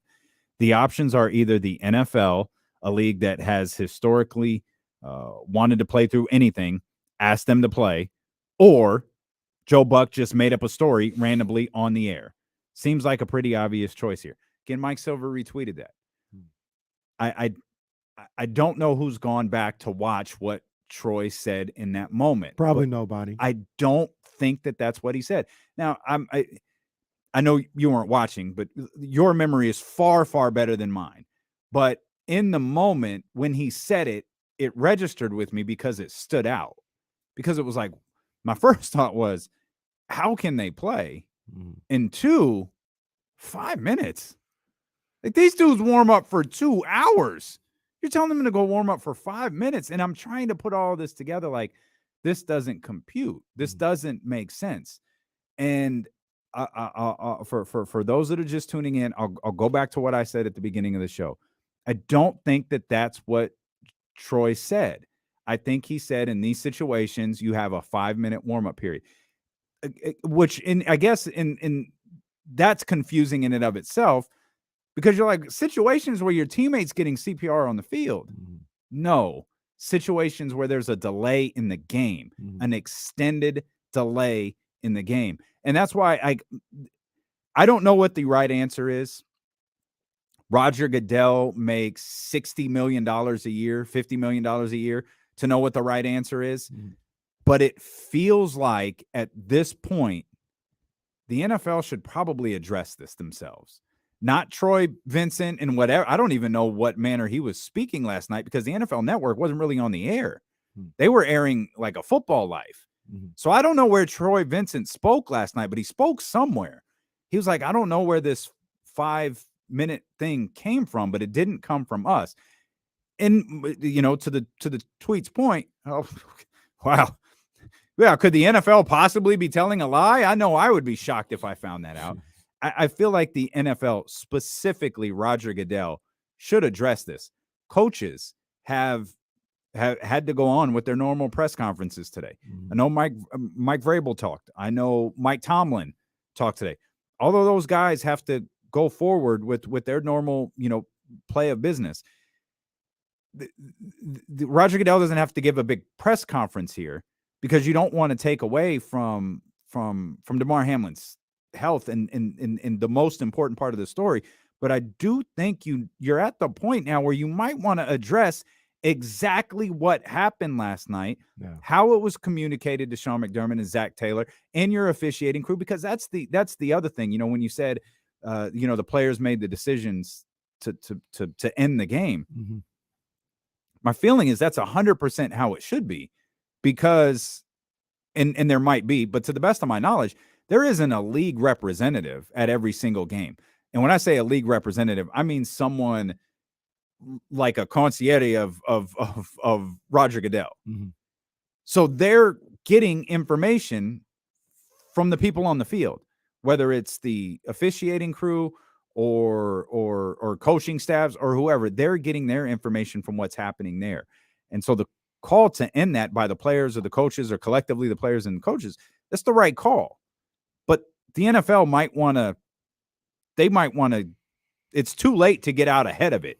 You might want to get out there and discuss what happened last night. Yeah, let's just be completely honest. You might even want to say the right thing, right? Like, unless, you know, the officials or the coaches come out and say, no, they're lying, this is what they told us, come out and say the right thing, because that's, you don't need to be saying anything other than the right thing right now. As we left it up to the players and the coaches, there was no demand to get back on the field or 5 minutes or nothing like that. And I could absolutely, I'm confident that's when Troy Vincent spoke last night, that's what he said. Again, I'm not stalling out the NFL. I just think there's importance, and there's a million reasons to be mad at the NFL. But when you start getting mad at them for things that aren't accurate, all of this stuff gets convoluted, right? and it gets messy. If there was a call from the league to get this game going,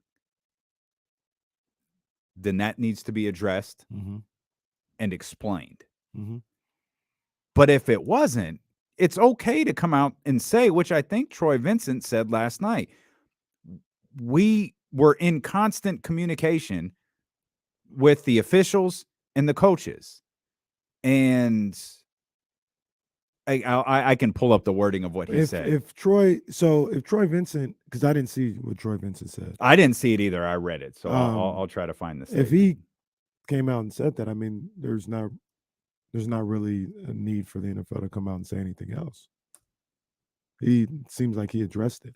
I do want to take you just. I want to take everybody down like my thought process, because you probably saw it when we were getting ready for the show or whatever, and I talked about how the NFL handled it allegedly. At first, on the surface, you could understand it, but then you can't understand it. And what I mean by that is they looked at what was happening on the field to Mr. Hamlin as something that's like, yo, he's down, maybe are we still going to play or whatever? The thought of still playing being in their heads is something that I'm not surprised from. Number one, because it's this tens of $11, $12 billion industry, and that's just kind of how they operate. Two, like, I think they continue to play, and these guys continue to play on things that are extremely disturbing for me, right? Like broken legs, Tua, spinal injuries. Yeah. Like, I don't know how they come back and after the guys carted off, a lineup for the next play. Like, me personally, those things are extremely disturbing, and they figure out a way to just continue to move on. So I'm gonna be fair with, if there was somebody in there that said, well, all right, well, we got to keep playing. And their thought process might have been, they've gone through other disturbing things. This is disturbing as well, but they've continued to play. Like, I can understand that thought process. Where you can't do that is when you see the reactions of everybody on that field. Numerous Buffalo Bills in tears. You see people upset when somebody's carted off with a broken leg or spinal injuries, or they're strapped down, immobilized, not trying to make sure they don't mess up their spine, or head injuries like Tua. You see that. You don't see the reaction from the players like last night in those situations. That should have told you, if there was any doubt from anybody that's a decision maker, that should have been a moment where, like, okay, this is not like a broken leg. They cannot just get past this and let's keep playing. And that's where it's no question the game has to stop. And that's something Ryan Clark talked about a lot last night, is every player who plays, regardless of how we feel about it, every player that plays knows there's a risk when they put on their helmet for the situations that you just explained, the Tua situation, the Trey Lance situation, the everyday common football injury, the every season catastrophic football injury. What happened last night doesn't fall into either one of those categories. And that's not a risk most players take or think that they're taking when they go to play football. From Troy Vincent last night, when asked about the 5 minutes to warm up before coming back, I'm not sure where that came from. Frankly, there was no time period for the players to get warmed up. The only thing that we asked was that referee Sean Smith communicate with both head coaches to make sure they had the proper time inside the locker room to discuss what they felt like was best. So I'm not sure where that came from. I'm going to stop the quote right there. We discussed where that came from. It came from Troy Aikman, and I don't think Troy Aikman was doing that in a malicious way. I think Troy was trying to make the best of a very odd situation for him and trying his best to explain what was happening in a situation he's never been a part of, in a situation none of us have ever been witness to. And also, once again, stall out NFL day, I guess. There's no, if that's where it came from, there's no way to know if Troy Vincent was even listening to the broadcast. So when he says, I don't know where it came from, so he might, he might not have heard that and just start seeing tweets and reports and stuff like, where did this come from? And it's very likely that he didn't, because earlier I'm reading I'm still very unclear about where this came from. Like, because I don't think he was on the NFL.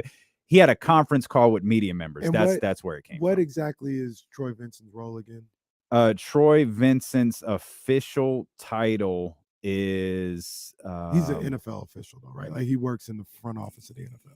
Yeah. Not the NFLPA. He's the executive vice president of football operations. Got you. NFLPA. I think Brian Dawkins works for the NFLPA. But he mentions Vincent he was in constant communication with Commissioner Roger Goodell and the NFL Players Association executive director DeMaurice Smith, as well as the two head coaches. Now, that might have occurred when they went to the locker room. Mm-hmm. And he may have only been in communications with Roger Goodell and perhaps DeMaurice Smith and the officiating crew prior to them leaving the field. Mm-hmm. Again, we've tried to map. This is and Troy Vincent does address a lot of the things that we're talking about right now. So I guess it's one thing where you have your feelings about what the NFL did, and the NFL says, well, actually, no, that's not what happened. And you're just saying, no, you're lying. Right. And again, we react in an emotional state because we're emotional about what we just saw. Mm. And we can react quickly. And it's one of the, last night showed the great aspects of social media, and it showed the dangerous aspects of social media, because you had to be careful what you were sharing. You had to be careful what you were liking or retweeting, or because you didn't know what was true and what wasn't.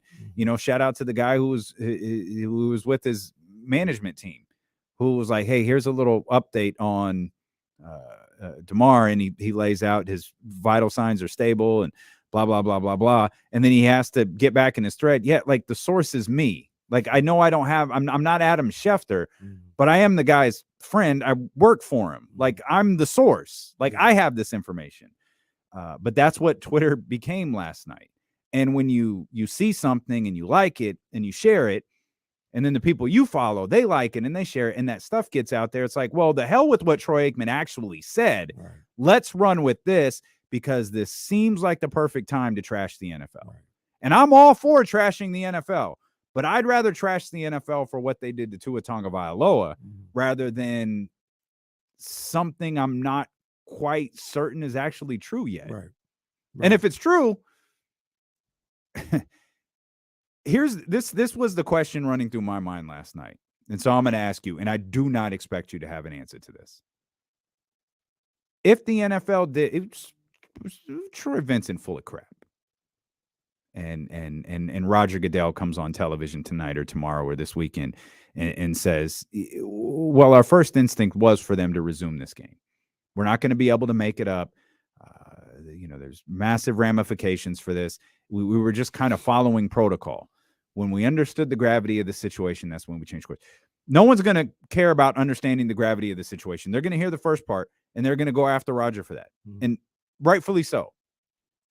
But let's say that happens. Then what?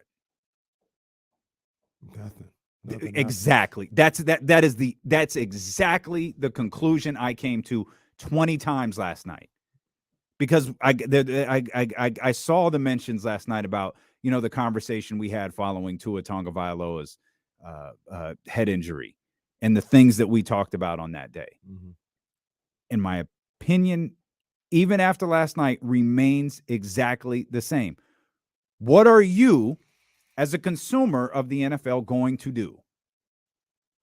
The worst case scenario crossed my mind. What if that's what we talked about last night? And obviously we pray that it doesn't. We're not even trying to speak it. But what if that was the worst case scenario? Mm-hmm. Then what?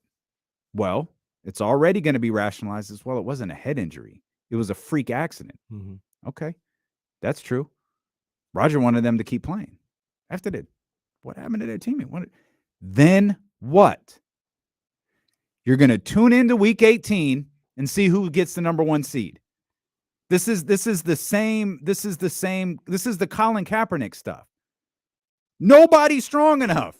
A group of people, a large enough portion of the audience. It's not large enough to make an impact. I absolutely know who people who walked away from the NFL for a while. Mm-hmm. They back. Mm-hmm. They get sucked back in.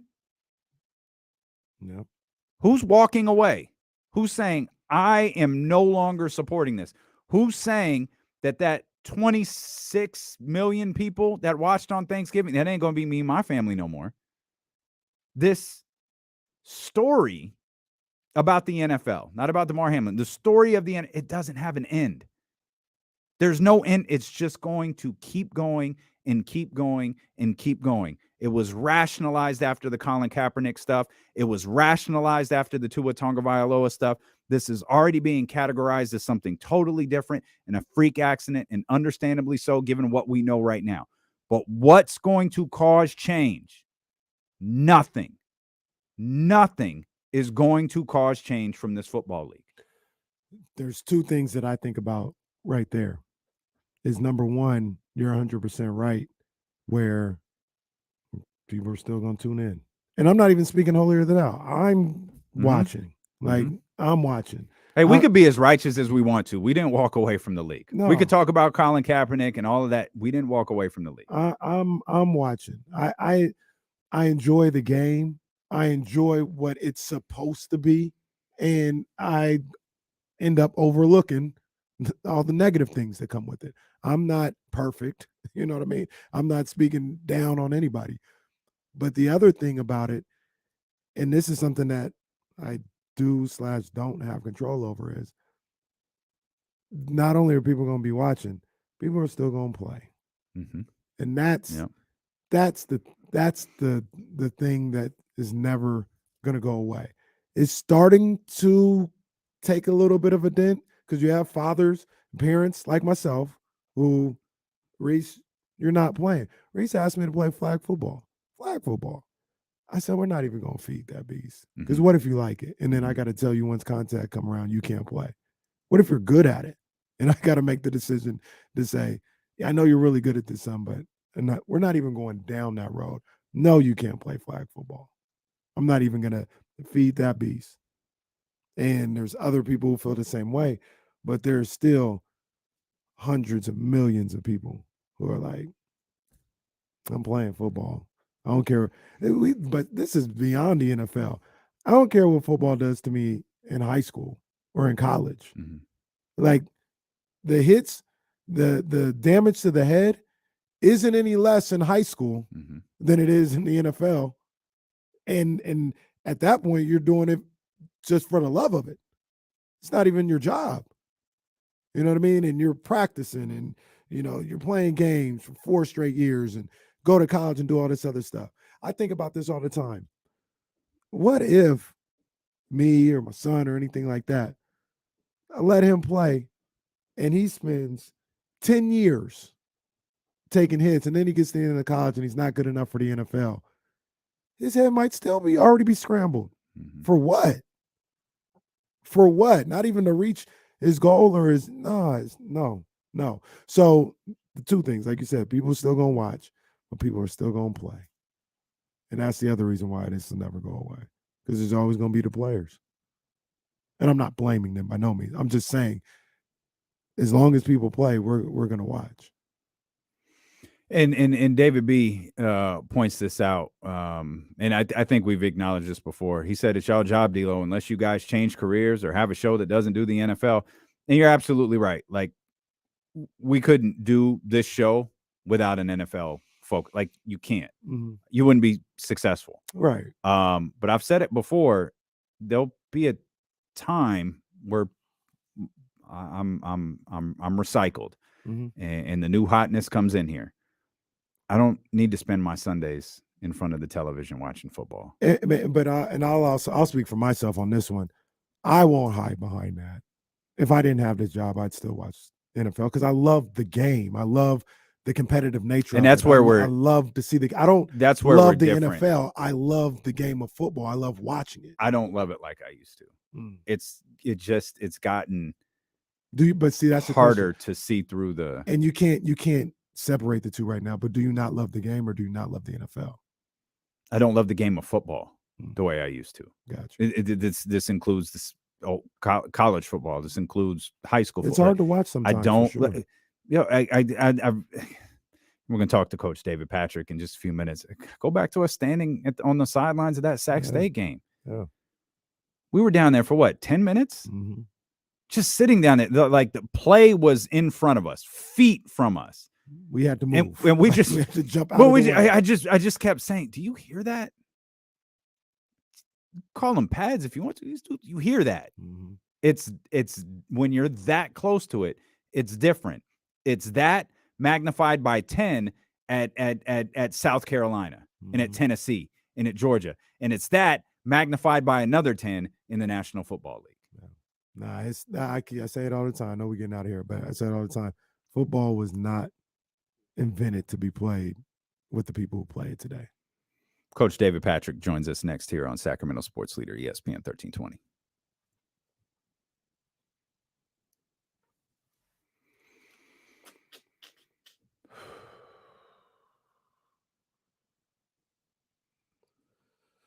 DP.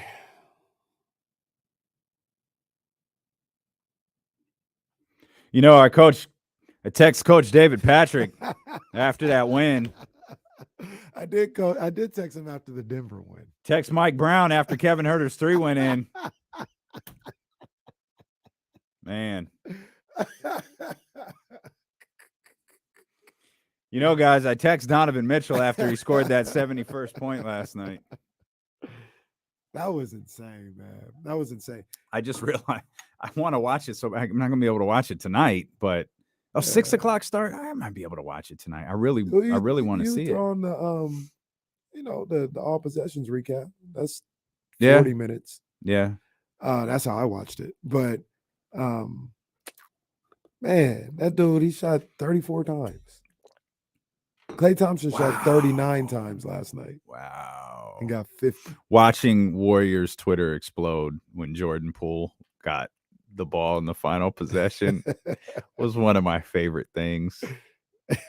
They were livid that Klay didn't get the ball. Donovan Mitchell is that is amazing. Did you see the play at the end of regulation? Yeah, I saw that. Oh my gosh. Yeah. How did it happen again? It's crazy.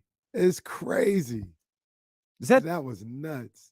I don't know if is it twice in a week or it's twice in a really short time span. I can't remember when Luka's 60-20. It was within the week, I would think. Man. Lucas was probably on a Tuesday or something like that. Yeah. Goodness gracious. Uh-oh. I don't know. Is this a good thing or a bad thing? KC got to start teaching people skills classes. I don't know. I mean, is that because I don't know. I don't know. Well, it's because you got all them numbers. You got how do I text Mark Jones after? Just text him. Please. Just text him. Acting like you ain't got Mark Jones' number. Yeah, I don't know what it is. All right. Okay. That's crazy too, Ramsey. Klay only had 2 free throws in his 50-point performance. That's nuts. Wow. No. Thank you, brother. Thank you. If it involves a bag, yeah. Yes. I'll be professor. Particularly a Louis Vuitton bag. That's why he's texting Mark Jones. Mark, you got a Louis Vuitton guy? I don't know if Mark does. Do you, Damien? No. I don't. I'm a Louis Vuitton girl. No, I don't text at Nani. At Nani doesn't even know I exist. I think I disagree.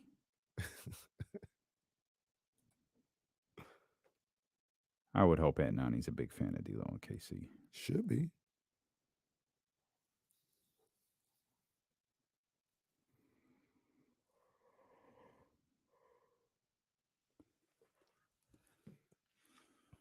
I got a Louis Vincent guy. Oh man.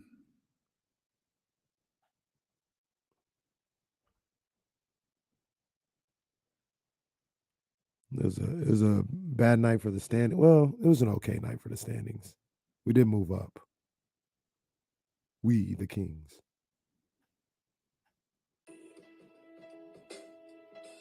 Yeah, we out here making reels, baby. Hey. We out here making reels.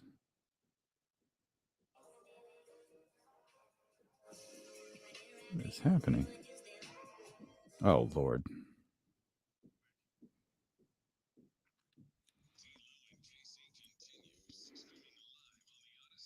We decided on 320.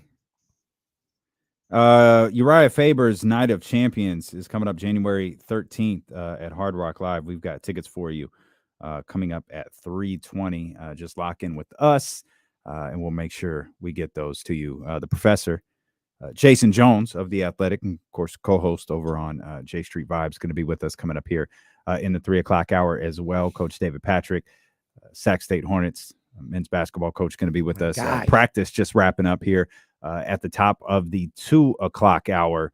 A couple of good wins for Sac State since the last time we talked to Coach, including one opening up conference play. So excited to talk to Coach. Got to imagine he's going to be in a good mood, unless, of course, they had a bad practice. Then we'll all find that out together. Phone lines are open for you, 916-909-1320. I know we've been in and out on a variety of different subjects throughout the day. The Sacramento Kings are back on the floor tonight to take on the Utah Jazz for the second time in 3 games. The thriller on Friday night. Of course, they dropped the one in Memphis, and they're back at it tonight. First night of a back-to-back for the Sacramento Kings as they'll take on the Atlanta Hawks. Both teams, by the way, have lost 4 in a row. The Utah Jazz and the Atlanta Hawks have lost 4 in a row. The Hawks situation just gets weirder by the day. Hate to see it. And by hate to see it, I mean, well. It wasn't poor Nate McMillan, the reports that he was ready to retire. And then and then somebody went after him. Somebody, not Nate McMillan, Shams. Was it's I don't know if it's the Hawks general manager or president or someone in the Hawks organization. I think he called Shams a hack. Wait a minute. Wait a minute. I don't think you can say that about him. Like, his source was probably Nate McMillan. Like, what are you talking about? He's a hack. But well, then Nate had to come out and say, I'm not looking to retire anytime right now. Anything like that would be in the offseason, which means he's retiring in the offseason. Oh, man. How old is Nate? Nate, poor Nate. Time, is it? No, he's just sick and tired of these guys. Come on, man. He's sick and tired of Trae Young. I don't think DeJounte's a walk in the park either. Yeah, what the hell happened to DeJounte Murray? Oh, Nate McMillan's not retiring. That man's 58 years old. No, he's not retiring. He's going to use that to get out of his contract, and then he'll be back in about 3 years. Poor Nate McMillan. Yeah. Oh well. They better beat Nate on Wednesday. I hope so. There's a situation brewing for the Kings right now. There's a situation brewing. Business has to be handled in the next 10 games or so. Do this. Yeah. No, it does. It does. No, there's nothing wrong with saying this. There's nothing wrong with saying this. I understand. I'm not saying go 10-0. I'm saying handle business. Just go 1-0. We're just trying to go 1-0 every day. Hell, go 1-0 tonight. You want to go every day? Hell, go 500. Go 500. 500 on the day? Don't go. How's that work? Don't go 500 on the day. I'm just trying to go 1-0 today. Go 500. I'm talking about a 10 games, man. I like, because some people say 9. I'll go 10 because I like even numbers like that. Yeah, 10 is an even number. But hey, just look, man. Go 500 in this little stretch, this little 10-game stretch here against. I don't think. Oh, is this the thing where you underplay it? No, because you do not want this team to go 500 over the next. No, 10 I'm dead games. serious. I don't want them to. Utah, at the very Atlanta, least, Los Angeles, at the very Houston, least, go 500. I'm playing. You say don't do this. I'm just saying worst case scenario. Go 500. Give me the rest of the games. I know those 5 teams. I just had it up just a second ago. But it's. I think they're all.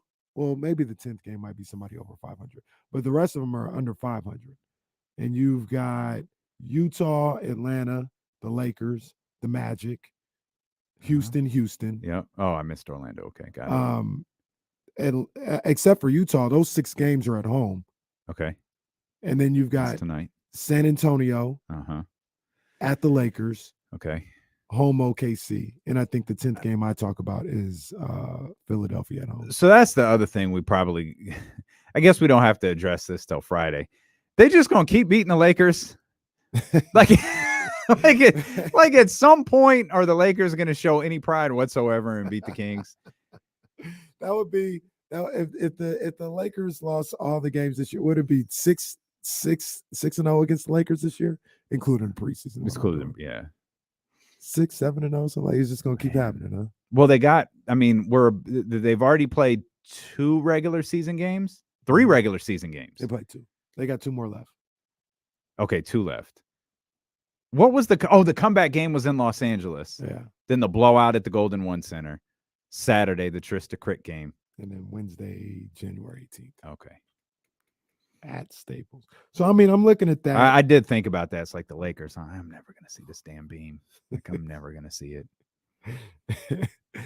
Then I'm going to get Elijah Hicked from the arena. I'm not going to be allowed back. Can't come in. I'm not going to be allowed to stay for complete games if they lose again. They better win. It turns out they like coming back in the second half.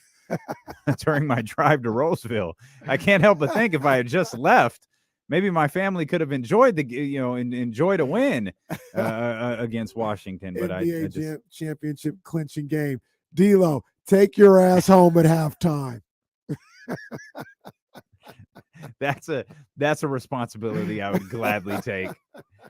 I would gladly. Could I go to the Sawyer and hang out there, or would I actually have to be on my way back to the house? Let's not chance it. Get in that car and probably. go home. Then you can drive back into the city afterwards. But we got to do what we got to do to get this championship. I'm sure that'd be easy. Getting into the city after clinching the championship. I'm sure that would be. But 10 games. 10 games. I'm going to include the Sixers game. I'm just thinking about tonight, man. I want to know. Okay, beat the Utah Jazz. That was a hell of a Utah gonna be coming after. Oh yeah, because the Jazz and Laurie Bird Jesus is gonna be thinking we let one go the other night. Damn, marketing was balling. Colin Sexton is out tonight. I think he's out for like a week or so. Him and Davion going at it. Davion had that boy on click clack a couple times. Davion's.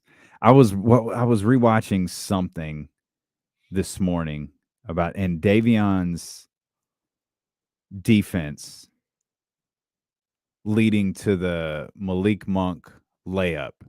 Oh, against versus Denver. Yeah, Denver. Oh. When he had Bones Highland in a straight jacket. Oh, goodness gracious! That boy Highland in a straight jacket. Oh, so good.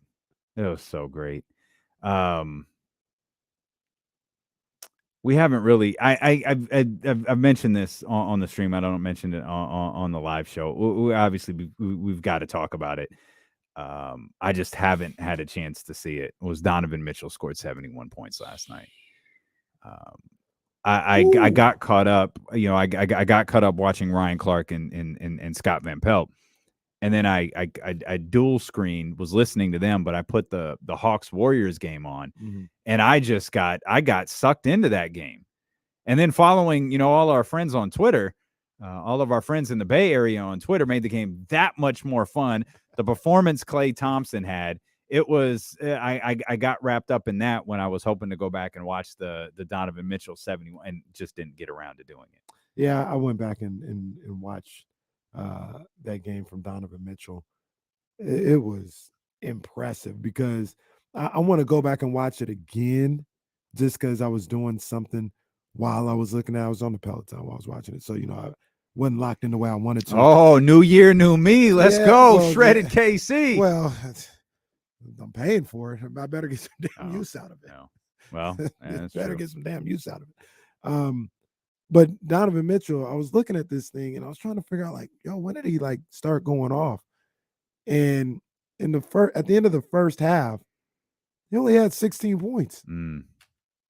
That's what I'm telling you. He only had 16 at the end of the first half. Was it 1 overtime or 2? 1 OT, as far as I could see. I thought it was 1 overtime. Yeah. So, okay, it's what we talk about.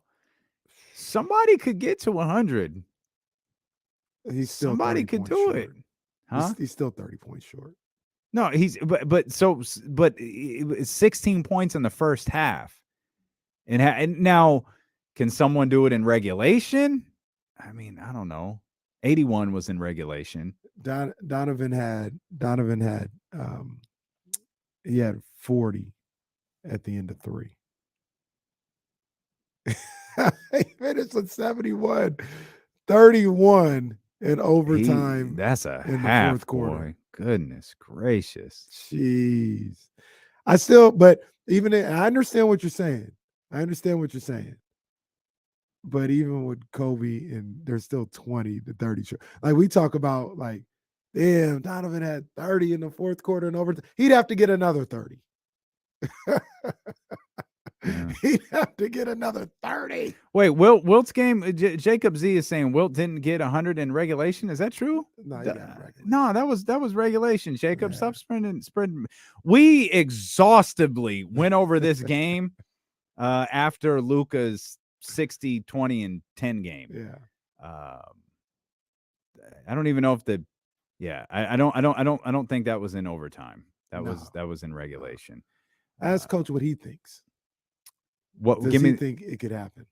All right, we bring in Coach David Patrick, Sac State Hornets. First, before we hey, come on, Coach, you got to be happy. Like you close out 2022 with a win, and you get a nice little dub to start 2023 in conference play. Man, it was awesome, man. Good win and good comeback win, man. It was like a 40-10 run or something in the game. Yeah, 40-9. Yeah, wow.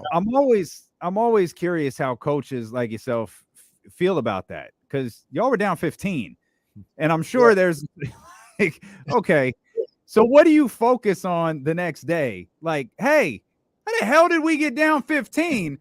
Or do you spend some time on talking about what they did right to get you guys that dub? I just talked about, like, it's kind of, I keep harping on defensive rebound, and we were doing that. I just knew at some point the ball was going to drop. So I really wasn't as stressed about that. If we weren't defending and all that kind of stuff, we'd be like, oh, man, what the heck's going to happen? But I did talk about the slow starts, because it's been an issue the last 3 or 4 games. You can maybe do it at home. You can't do that on the road. Yeah.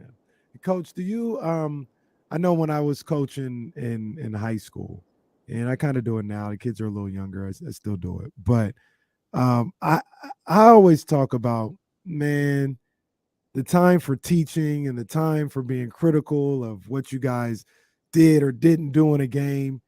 There's a time for that. After the game, I made sure we came in that locker room and I do the Jim Harbaugh slap hands. Hey, we just won. I don't care how ugly it looks. I don't care, we won the game, and this is what you play for. And there's so many times when you're going to lose, when you're going to play well and you'll lose the game. And there aren't no slapping hands. Celebrate the wins, man. Are you more like that, or are you like still like, we won, but we didn't do this and that? No. I'm celebrating the wins. That night I'm celebrating, and then the next day we'll figure out where we can get better at. No, I'm celebrating heavy, especially on New Year's Eve. I love Coach. Coach was like, yeah, that night I'm celebrating. Next day of practice, that's their ass though. That's it right there. We're gonna talk about it. So it's a strong start to league play. So the discussion you walked in on. One other quick question about practice today. Given what happened on national television last night, and I know you tweeted about that. Was it a normal practice for you? Did you start off talking to your players? I assume you guys, your players were talking about it this morning. What's crazy? I mean, I mentioned it. I talked about it, like how we got to cherish, practice and cherish all those opportunities, because practice can be a drag if you're a player, or the games and whatnot. And then when you see something like that happen, you're like, man, I'm just privileged to be alive and breathing and have the opportunity to be out there and practice. So we address it. You'll be shocked though, man. These kids don't always watch. They don't even watch the NBA sometimes. They're on this dang video game. So some of them don't even know what's going on unless it's something they saw on Twitter. And so I address. We talk about real life matters daily in practice, though. Yeah, it's one of those things where, you look at something like practice and you still like, I'm not using it as a motivational tool, but man, enjoy a practice. I'm 39 years old, coach, and I'd love to have practice, right? Like I'd love to. That's what I miss, right? Like obviously I miss the games, but you're in practice for 90% of the time that you're a part of a team, and that's where you grow and you learn things and stuff like that. And being in the midst of it, you hate, all right, it's a drag to go to practice, but moments like that, you realize at any given moment, practice, let alone the games, could be taken away from. No, it can be gone, man. And when we went to Hawaii, those guys weren't worried about winning and losing last night. They were worried about their brother, and all of us watching were more worried about the guy than any playoff implications, whatever else people were talking about. And so you could really see that, from those grown men, how they are acting towards their teammate, the brotherhood, and that's what this is about, the journey. And so I'm hopeful. I don't know what's happened while I've been in practice. I'm hopeful that young man has pulled through. I don't know what state he's in now, but we all pray for him. We still have no updates, Coach, and we've promised we'll pass them along the second we get them. It's also normal to not have any updates at this point, given what he went through last night. I do, as we transition, sneaky love how much Coach hates video games.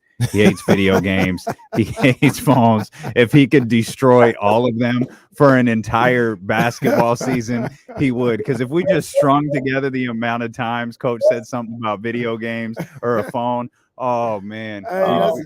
And I was the same way, but that's all they do. They get on the sticks, man. That's what they do. You watch the shows, they go back to the room and they on the sticks. That's what they do. I'd be like, man, do you know if Gianni got a brother? They'd be like, no, but I know he good on that 2K. I'm like, man, what would you with that? So that's the part that drives me nuts. Like they don't interact like we used to. You know what I mean? So in an effort to stall out some of these players, my nephew used to be like a real big Madden player when he was young, and I'm talking like 11, like 12, right?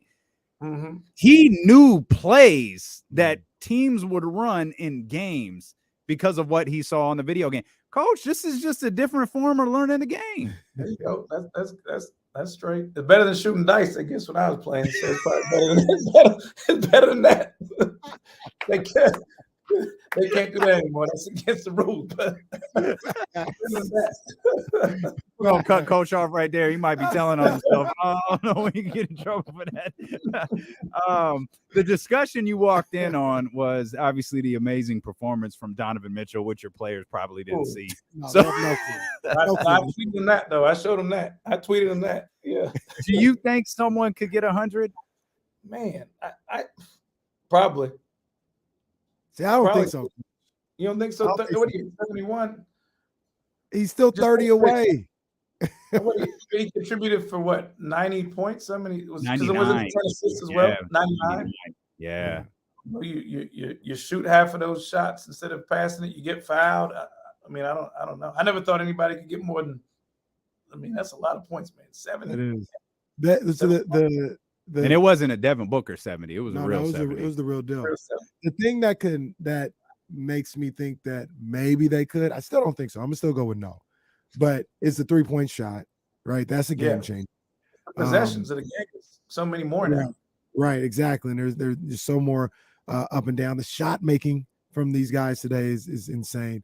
But I still look at Donovan and Kobe, and I'm in awe in what they did. And they're still 20 and 30 points away. They're still that far away.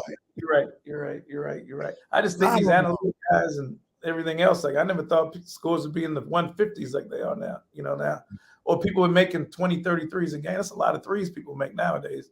Right. I say the King, I talk about the Kings. I got a stat where I say I need at least 13 threes, 12, 13 threes made. Hey, that's a crazy 13-3 shot was like they'd kill you for that, Right. Yeah, it's always fun to go back and look at the like basketball reference pages of Larry Bird, who's the greatest 3-point shooter of all time. averaged like less than 1 3 per game. Like, Yes. it's just crazy how. And they go crazy when they made, yeah. burn it up 3. Oh, Walking around with his hand up in the air. I'm that dude. I'm that dude. Coach, y'all hit the road for a couple of conference games this week. I gotta imagine you guys have built a little confidence over the last 2 games in getting you got these wins at home. Like how you feel hitting the road here for a couple. I think we got their attention pretty good yesterday and today, just because our last road game wasn't the best, against Fullerton. So it was like, we won a few games in a row and we got handled at Fullerton, just trying to make sure that's not happens, when we go on this first league game up at Idaho, who are good. You can look at their record and think they're not great, but they beat Pacific. They beat Northern Illinois by 40 at their place. They only lost to Long Beach by a couple points at their place. So we got a good test on Thursday, and then obviously Saturday, and I want to look past Thursday, we play Eastern Washington, who's leading our league. And so it's a tough road swing, and hopefully we take some momentum from Saturday and put that into play on Thursday night.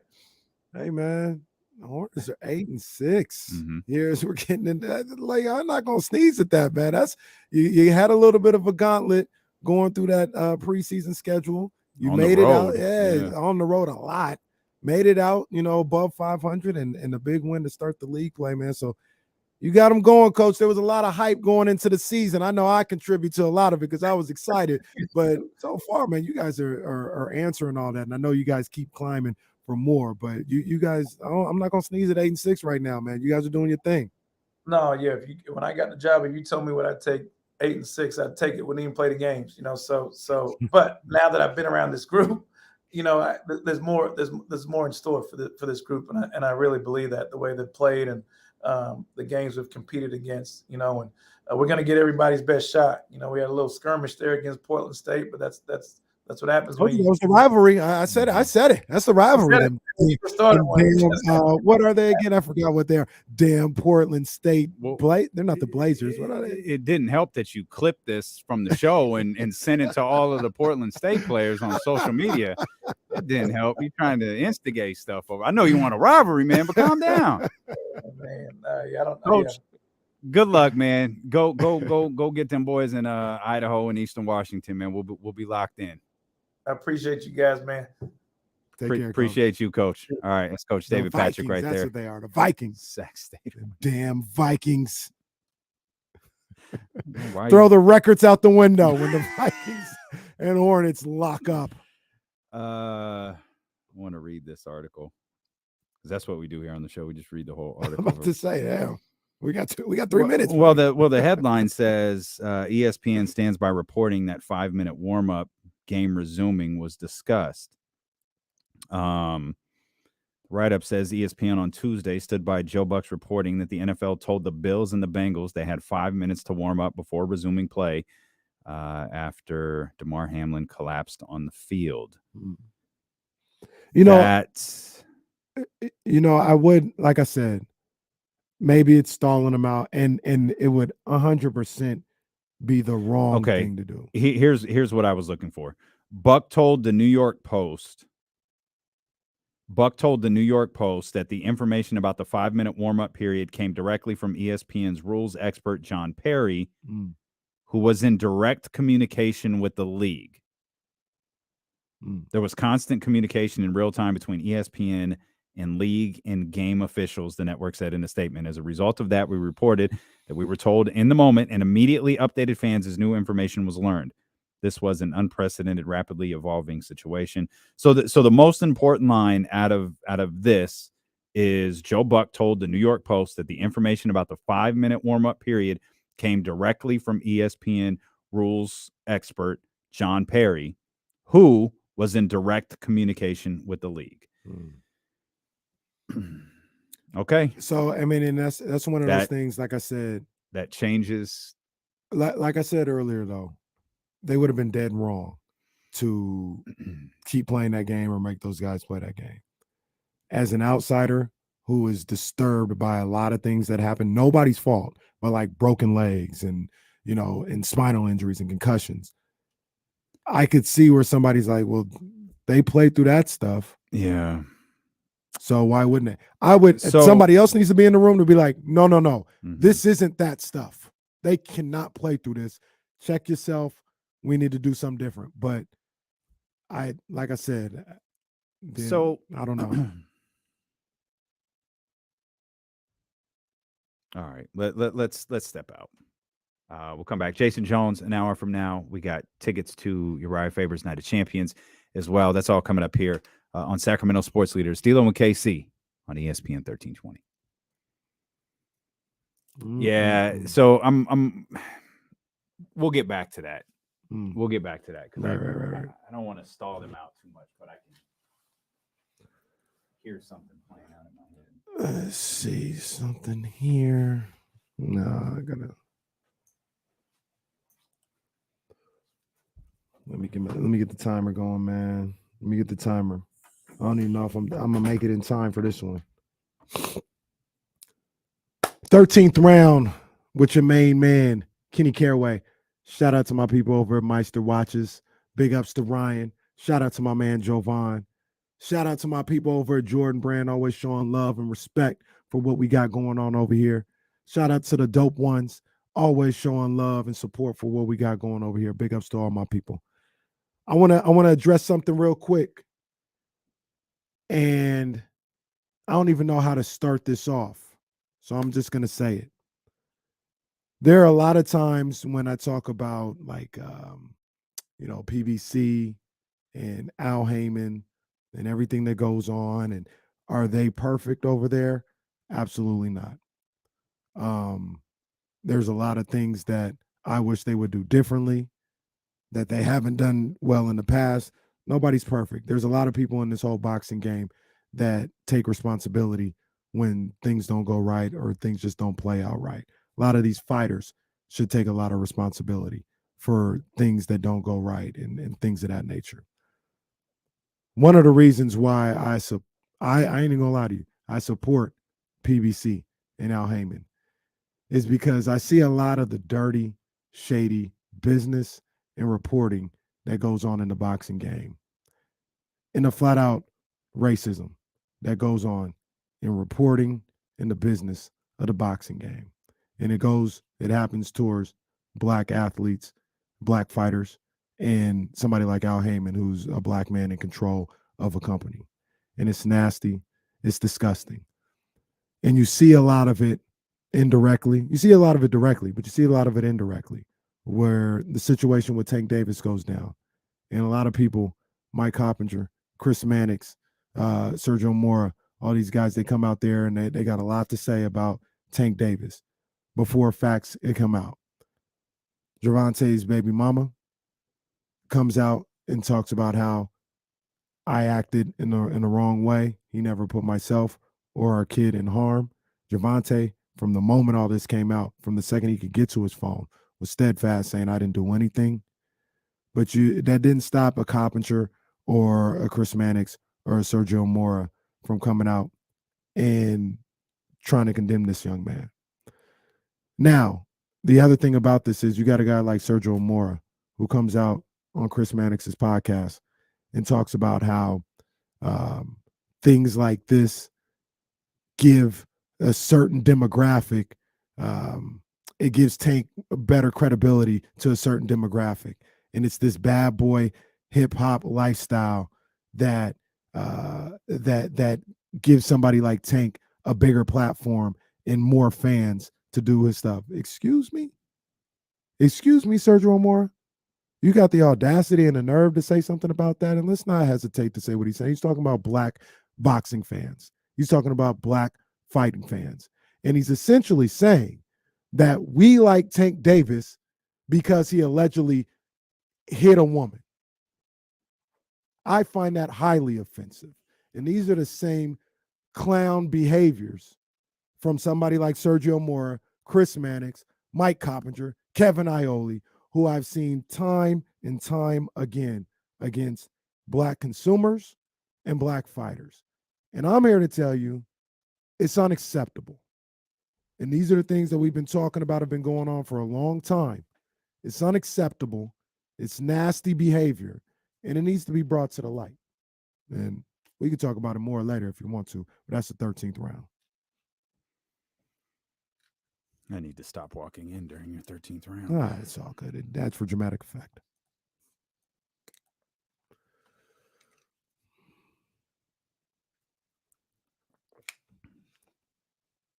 Oh, yeah, I can't forget Steve Kim's punk ass. Man, and that's why Mario, low-key guilty by association, having a show with that man. Mario Lopez. Mm-hmm. That's his boy. Steve Kim is his boy, and Steve Kim is like the biggest racist bigot in boxing media. Mm-hmm. So it's like, yo, you cool with him? Okay. All right, Slater. Uh-huh. Macho Man's back. Look at this. Slithering No trip with the snakes. No down trip there. to the vending machine from me. Man! It ain't happening. It ain't happening. It really is You a know, new Kenny. I was going through my bank statement over the weekend. Oh boy. How many times those damn vending machines came up? I said, this is embarrassing. This has to stop. Good for This you. has to stop. Don't be the person at the gym who wants to better themselves on the third, but by the 8th, you're. Speaking of, for those watching on YouTube, Twitch, and Facebook Live, shout out to everybody who made the New Year's resolution to get in shape and go work out. I know a lot of regular gym goers like to tell jokes and be funny at the start of the new year because the gym is so full, and you know all these people will be weeded out by February. They ain't gonna be here by February, bro. I'm dedicated. Stick to it, man. I'm with it. Just stick to it. I'm one of those people. Shake those people off, man, and not one of the gym people. One of the people that start at the top. I like to start at the beginning, right? Whether the beginning of the week, year, month, whatever. You're a start on Monday guy. That's exactly it. So yeah, I'm one of those guys. I'm back at it. I gotta, I've already done. And there's nothing wrong with that, by the way. Stick to it. Like everybody who started at gym and took those, started at gyms or Pelotons or tonals or whatever, home fitness, whatever your vibe is. Stick to it and grind it out. It's going to get tough, man. But I always tell people, if you could get through the first 4 weeks of training and eating, it gets a little bit easier after that. The first 4 weeks are tough. Your body's changing, your appetite's changing, you get headaches, like you get soreness. You have to work through those, because if you quit and you start again, you're just going to go through that again. Get this tough period out of the way, man, and you'll be happy you did it a month from now. Come on, baby. I'm eating better. And one of the things, the crazy thing with me is one thing that always like immediately helps me out. Nothing else with the diet. Nothing else. I'll eat the same or whatever. One thing that needs to happen is like I can't give up them damn chocolate chip cookies. I'll work an extra 30 minutes to make sure I can eat them chocolate chip cookies. But one thing that always immediately shows results is when I give up coffee. Well, yes, but that provides for that requires further explanation, because people hear you give up coffee and go, that doesn't make sense, because you can read a lot of stuff about how coffee's good for you. The caffeine in it is good for you. Like, there are elements to coffee that is good for you, but the way you drink coffee, my coffee's not good for me because it has what in it? Bunch of sugar and cream. Okay. And immediately, like, it only takes like 2 weeks of me not drinking coffee, and I'll be like, man, feeling a little different, I'm a little slimmer around the waist, because all that sugar and cream just sits in my stomach. Just sits there. Yeah. So that's helped out enough. Good for you. Good for you, and good for everybody who started some new journey this week. Dilo and Casey ride with you, man. We got your back. We got your back. We were reading the article from The Athletic prior to that commercial break about ESPN standing by their reporting on the players have 5 minutes to warm up last night. The line that has gotten our attention the most is Joe Buck told the New York Post that the information about the 5-minute warm-up period came directly from ESPN's rules expert, John Perry, who was in direct communication with the league. Now, I'm really getting uncomfortable how much it sounds like I'm stalling out the NFL, but that's a really vague description of what happened, because it doesn't say that John Perry relayed information from the league to Joe Buck. The way I read this is exactly how I heard Joe Buck relay it on television. In these instances, this is the rule. It says right there, ESPN rules expert. In these instances, this is the rule. And I don't know if we'll ever get direct clarification as if the NFL said, yeah, go play. Like you said, we played through concussions and torn ACLs and bones sticking out and all of this different horrific stuff. We played through that. We can play through this. And then it had to be relayed to the league. Wait a minute. This is different. That's not what this is. That man's getting CPR on the field. And that changes everything. Yeah. I mean, and let me ask you, do you think there's anything wrong? Maybe there is. Maybe that's the wrong way to put it. But do you think there's anything wrong with, this going on, a guy down? Maybe they don't know exactly the extent of what's going on. And they're like, all right, they're taking care of him, but we got to move on and play. And somebody saying, no, this isn't that. Like, this is a little bit more than that situation. Yeah. And then them stepping back and saying, oh, okay. Well, no, I don't have a problem with that because you don't know what you don't know. Like, if the NFL does not, I mean, we didn't know what was happening at that. We didn't know CPR was happening until Joe Buck said it. And it was like, oh, wait, okay. You knew something was wrong. Something with that many commercial breaks that quickly. You knew something was off. But I when they came back from the second commercial break, it was like, why is everybody still there? And then once you got the information that he was getting CPR on the field, that immediately ends. Because think about the steps you have to go through to give a football player on the field CPR. The steps you have to take just for that act to happen. Because it's not like you can move him around and do all that. How did they even do that? Which is probably why it was so, one of the dozens of reasons why it was so scary for those players and friends and teammates that were surrounding him, forming that, Buffalo Bills human wall last night. I don't fault the league for not knowing. What I think we need to know is, what was your decision after you knew? When you knew what was going on, what did you decide? And I say that that's what we need to know. And I will say this again. Even if we find out, what does it matter? The pitchforks are already out. If you're already angry at the NFL, go ahead, stay angry at the NFL. There's a million reasons to be mad at them. If you're waiting for confirmation so you can get mad at the NFL, great. What you doing Sunday? What you doing for Week 18, wild card weekend, divisional round? How upset are you willing to be over this? And I think all that matters is that the brother pulls through and that it's not the worst case scenario. And it's not what I know everyone feared last night. Right. That's what the main concern needs to be. The rest of the stuff will get worked out over time. What happens, I do think the NFL was trying to go over a variety of things last night in that time period. I think there was a time period where the game was canceled and they knew the game was canceled and all parties that needed to know knew. We didn't, the viewer didn't, but they did. And they were because there are things that you have to ask yourself. If you're the NFL, can this game get played again? Is Buffalo leaving? Like, if we end this game, is Buffalo going home? If Damar Hamlin gets to the hospital and pops out of bed and he's great, will Buffalo be able to play tomorrow? If we can't play tomorrow, do we play Wednesday? When can this game get played? Is there a situation where this game can't get played? These are questions the league has to ask themselves. And we can frame this, about being sensitive towards a player and all these different things. And that's fine.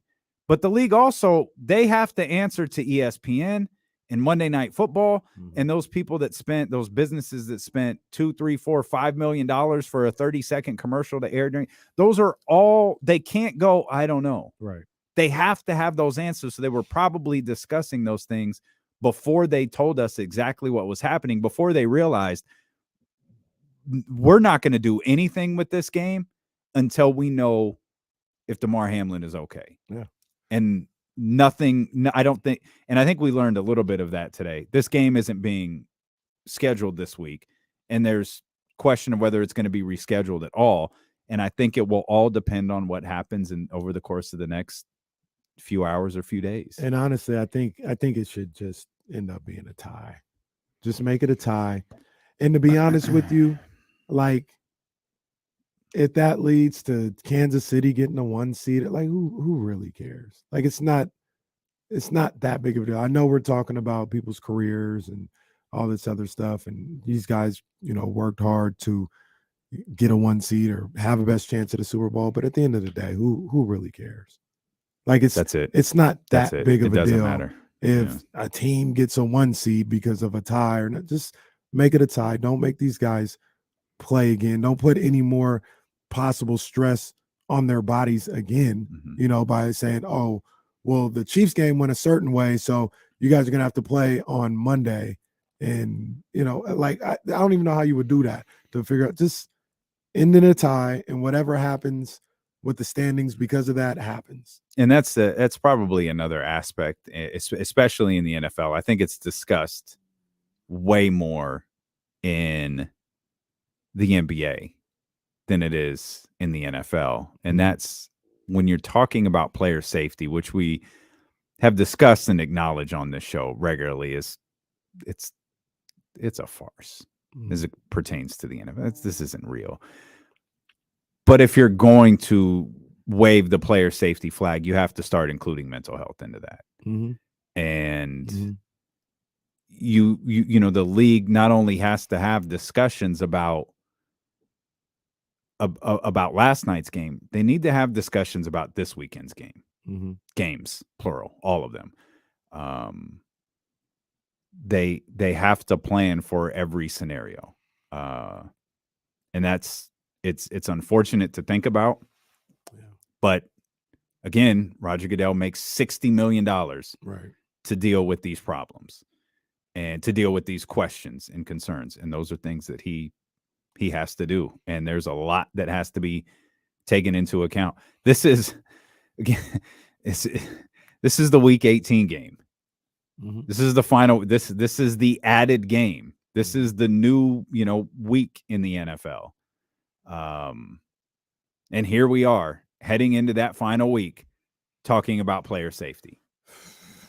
I'm asking, do you recognize the hypocrisy in that? We're talking about player safety, in which we're questioning whether an individual died in front of us last night. Heading into a league-mandated Week 18. Do with that whatever you can do with that whatever you want. But I just want everybody to recognize the hypocrisy in this whole thing.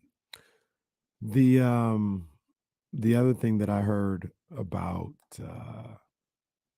like when you talked about they knew the game was over or was canceled or whatever, but they were working things out before they let everybody else know. And this made sense. I didn't even think about it. For whatever the ambulance needed to do or the hospital, whatever, I think it was Greeny again. And he said somebody that's done these things for a living said, you don't want to announce to 70,000 people the game is over. And so who you're trying to get to that where they need to go is there, and there's no roadblocks for them. So that goes to the point where part of the reporting was from people there was that the ambulance didn't actually leave right away. After it left the field, they're working on Damar Hamlin in the ambulance. They were trying to get his mother out of the stands. That's right. So I don't know. I know there's a timeline. There was a timeline on ESPN television about when the ambulance chronicling everything in when the ambulance left. It wasn't a terribly long time, but it was around the time I think the players started walking, after the coaches met and decided to walk back to the locker room. I think it was around that time that it finally left. So that's an additional 6, 7, 8 minutes or whatever it was. Right. Just making sure you get out of the stadium, who knows, we don't know how far away the hospital is from the 2 stadium. miles. Yeah. So, that Stephon Diggs took an Uber there from the reporting. I saw that was the other thing too. I think Buffalo left, but there were reports earlier that they left, and then I was watching SVP and they were all at the hospital. Yeah. So I haven't followed up with those same reporters this morning. But one stood out was that Buffalo is going home. Like they're not staying in Cincinnati. They're flying home. Obviously, there will be people who stay with Damar and his family, but there were shots of the bus at the stadium for a really, really long time. And I wonder if the discussion was maybe we shouldn't leave. Ultimately, I haven't followed up with those reporters I was following last night to see if they left. Yeah, and I'm not criticizing anybody when I say this. I'm just saying that's probably would have been like my thought. Like I don't want to leave. There's also there's probably there's probably an uncomfortable discussion to be had with the team where someone in the know, whether it be a family member, someone has to explain to them, it's really nice you want to be here. There's literally nothing you can do. You need to go home and be with your family. And the second we can get them out of here, we will. But you would literally just be sitting here away from your family, who's probably traumatized by this too. Yeah. Who some of them probably know Damar. But right. Your family members know the man. Right. So let's get Sean in here. 916-909-1320. Phone lines always open for you. What's happening, Sean? Yo, my brother, some of the mother. Shout out Jesse behind the boys. First and foremost, prayers and best wishes to Hamlin, man. That was the scariest thing I've ever seen on the field, ever, man. In all my years on this earth, man, that by far kind of took the cake. And I just wanted to add to the conversation y'all was having, man, the hypocrisy of the NFL forcing these guys into a Week 18 game, or at least 18 weeks now of football, and not knowing how to react when something like this happens. On top of all that, man, talking to former players like Ephraim Salaam, Sacramento native, they still don't get lifetime insurance for after they retire, man. These guys are limited to, I think, like 7 years after they retire and have to, figure out the rest of their injuries for the rest of their life after that. So, until you start fixing those things, until these players see the kind of power they have when they unite and get on the same page for their rights like they did last night and stop the game, until they do that in the offseason and get those new contracts to where they have built-in protections, you'll continue to see this stuff happen, man. This organization, this NFL is way too big. They make way too much money to not make sure these players' safety is taken care of. I did want to ask y'all, I got to ask a question. It's not going to be too much off the rails, but have y'all ever seen anything like this in all y'all years? I mean, the closest thing I could think of, and it's not even in the same frame, is when the Kings and was it Utah a couple years ago had to stop their play because of the pandemic, and everybody wasn't taking that seriously at the time. So that's all I got. Y'all keep it real, PZ. Prayers up to my man Hamlin. Yeah, much love, Sean. Appreciate you, big dog, as always. Yeah, I've never seen anything like this. I don't remember Hank Gathers. I know the story, but I don't remember it. I didn't watch that. Vaguely remember Reggie Lewis. I remember Reggie Lewis really well. Pass away from that moment. He passed away later. Right? You've got them mixed up. Hank Gathers passed out twice. Reggie Lewis. So Reggie Lewis, he had one. You didn't know what you were looking at. The one in the garden. The one in the garden, right? That's the one I know. But he didn't pass away from. He didn't pass away from that one. He didn't even really pass out. He didn't do what Hank Gathers did. He almost it looked like he tripped, and he kind of sat there for a minute, like, the hell just happened? And he got up, and I did call a timeout, went to the sideline, whatever. and it was during it was like a pickup game, or it might have even been a practice that he not a Celtics practice. I think this was something like he was just playing basketball, where it happened again, and this time it took him. I remember that. I remember hearing he passed away from Davey D and Ebro. I remember it. I don't know why. I just remember that really, really vividly. I didn't see. We got tagged in the clip of the hockey player that a lot of people were referencing. Yeah. I saw that tagged in the doctor. I forgot who it was. I wish I would have kept that because he had a lot of good information. He referenced him specifically. Had kind of the same thing happen. Went through whatever recovery he needed, and he ended up coming back playing. So he's like, that's a a sign of hope that it can happen. You can come back from this and live a normal life, and possibly in some cases resume your career. It just all depends on how these things go. I'm not going to pretend to be super familiar with this Christian Eriksen thing, but I actually saw this. Jesse, go ahead. Yeah, that one was scary. He went into cardiac arrest that time too, and they had to get the defibrillator out. And it was on the field. Yeah, it was like, it just happened like on the field. I remember. So I remember this because I had the TV on, and it was on. I think it was ESPN. It had to have been. It was on ESPN, and the announcers it was the studio team. It was really somber.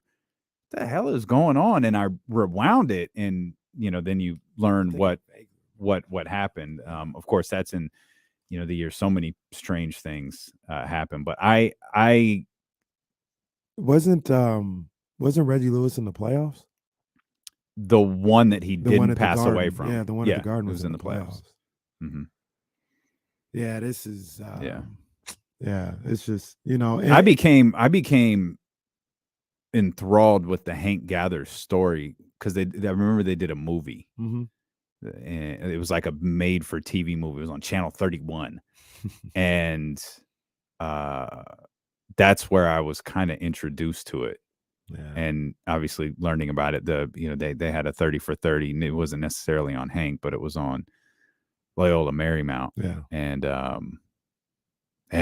it's those things are always so scary because, like we mentioned earlier, what we saw last night,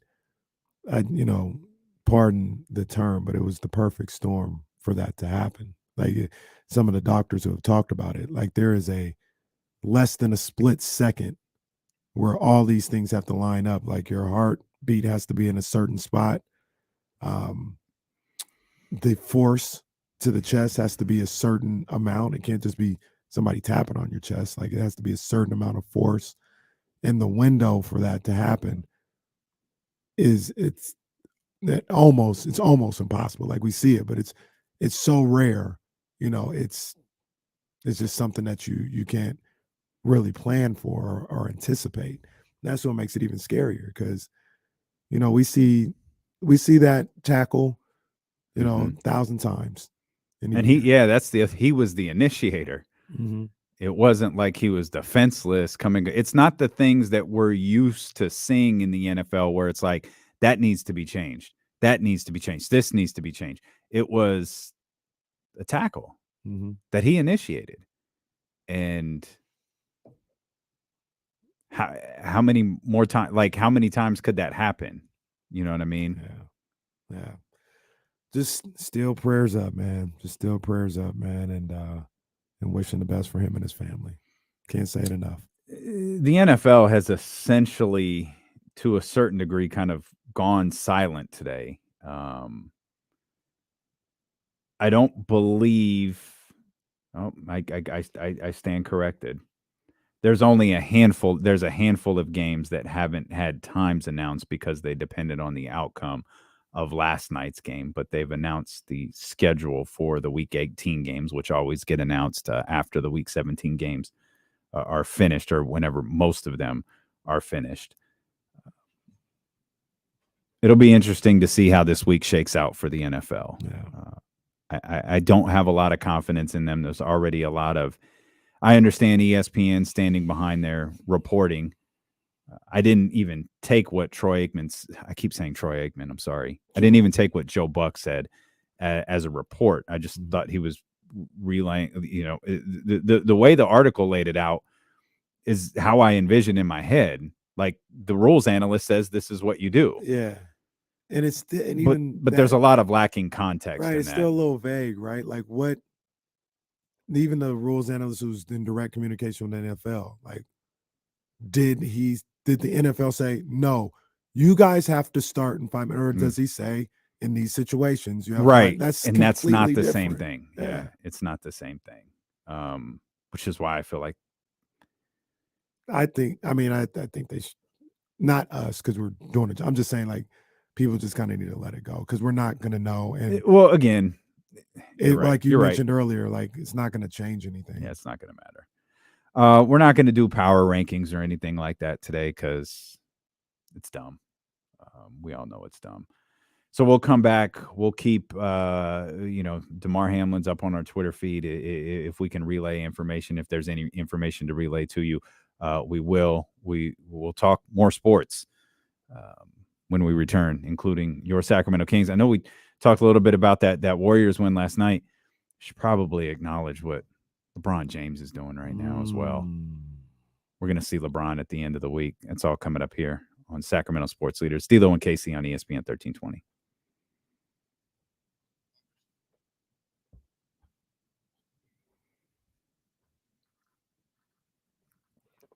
Oh, man.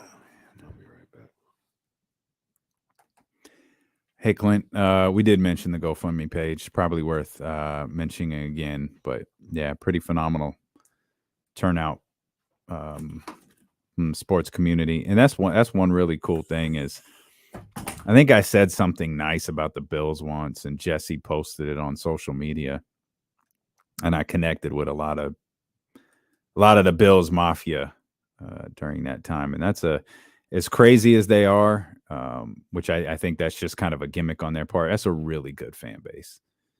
I think the Buffalo Bills fan base is very, very similar to the Sacramento Kings fan base. Like they ride or die with that squad through good and bad. You going for short of the game Saturday? Yes. Check out Fig and Vine for all your floral needs, by the way. Those centerpieces I got from Fig and Vine were just flawless for the holidays. But yeah, CJ, I will absolutely 100% be there. 484. Okay. Guess he's not going to get that by Saturday. People keep mentioning Sting. I remember it, but I don't. Maybe I don't even remember it. I just like saw it, like or read about it. Like I can't remember that one as much. Tatum was before my time, but yeah, obviously I mean.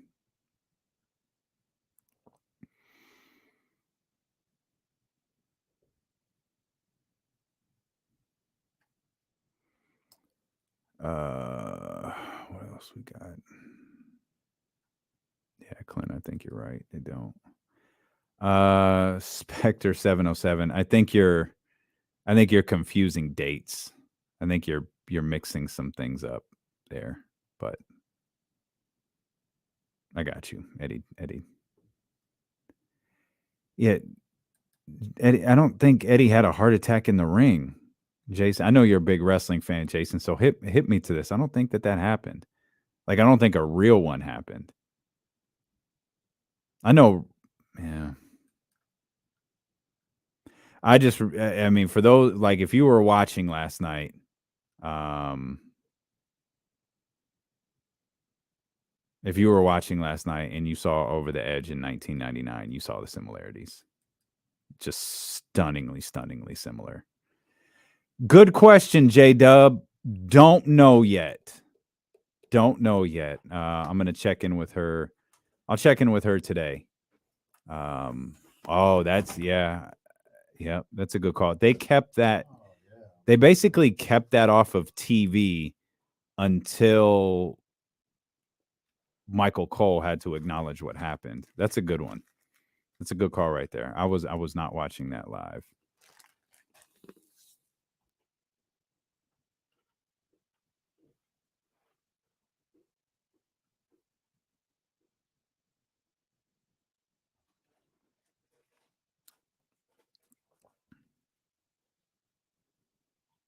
Man, I don't know. You guys, a lot of you guys. I guess I'm just not hip to this. I did not know about that at all. I'm very unaware of Eddie having a heart attack in the ring. Yeah, Owen was terrifying, really, because they just like kept going. That's the other thing about misinformation as years pass that frustrates me. Is there was a match, and I've never watched the show back a second time, so I don't. But it was like, I don't know if it was like the Headbangers or somebody bled, right? Like someone bled in the match, and it's always been framed as the show went on with Owen's blood in the corner. Owen, to the best of my knowledge, Owen didn't bleed. Like he died essentially on impact. Yeah. And that blood was like, seriously, it was like the Headbangers or somebody else's. But they always say the WWE kept the show going with Owen's blood in the corner. Is that back here, D'Lo and KC? Yeah. Show in progress, baby. Show and probably check in on YouTube, on Twitch, on Facebook Live, baby. Facebook Live. New year, new me. Yeah. You can check in. The show never ends, as we always talk about. But you were talking about the time Owen Hart passed away. Is that on the network? Yeah. Wow. So the pay-per-view, yeah, I couldn't figure that one either. The pay-per-view is on the network. Anything surrounding that is cut out, and it's there.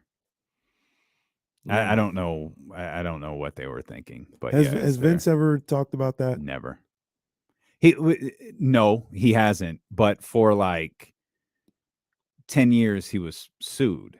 So, or maybe not 10 years, but for a long, well past 99, might have been 4 or 5 years, he was sued. Even as the company was sued. I didn't say Vince McMahon personally, but the WWE. Even as sinister, and some would say evil as Vince is, I gotta believe if you ask Vince today, he said we probably shouldn't have done it that way. Yeah, I completely agree. And well, we know that because unfortunately, the time they did make the decision to cancel the show, it bit them in the ass. They canceled the night the Chris Benoit stuff happened. And they went, Vince stood in the ring and gave this, emotional speech to no one. The arena's empty. And then they air what I think was a Chris Benoit DVD at the time. And as that DVD is airing, the truth is trickling out. And it's like the one time you think you're doing the right thing, and you actually made it worse. That was after Owen too, right? It was after Owen. Yeah, it was after Owen, and it was after Eddie. Oh my God. Owen's. I've always been sympathetic to Vince in the Owen Hart thing, only because everyone has the ability to say what they would do and what they would do. And obviously it's scary. It's traumatic. The live audience probably wasn't really sure what they were watching for the first few minutes. In fact, there's reactions that the crowd like popped because they thought it was fake until they realized it wasn't. There's a story that The Rock wanted to run out there and check on him. And Vince had to say, Rock, you could do what you want, but if you run out there, the crowd's going to react. And no one's going to know what's happening if you do that. And Vince had to figure out what to do in that moment with a live crowd, a live show. I don't know. The thing how did you not know he was gone? He literally, I always look at arenas, dude. It's the weird, just having watched that show. I always I look at next time you're at the Golden One Center, just look at it. Just look up at the scoreboard. Jeez. And he fell from there. How did you think it was any other result but the obvious one? That's the part where I always get hung up on Vince not ending that show. But we all say what we would do, and I don't know. We scramble when our Comrex goes down, let alone like a decision like that to be Yeah. made, or decision like last night or something like that. So I mean, a decision that it impacts, like, there's stuff the NFL has to figure out. You've got to refund 80, 60, 70. I don't know how many people fit in Cincinnati. You've got to deal with that. You've got TV partners. There's an uncomfortable business aspect to this. You have to discuss as a business owner. And there still is.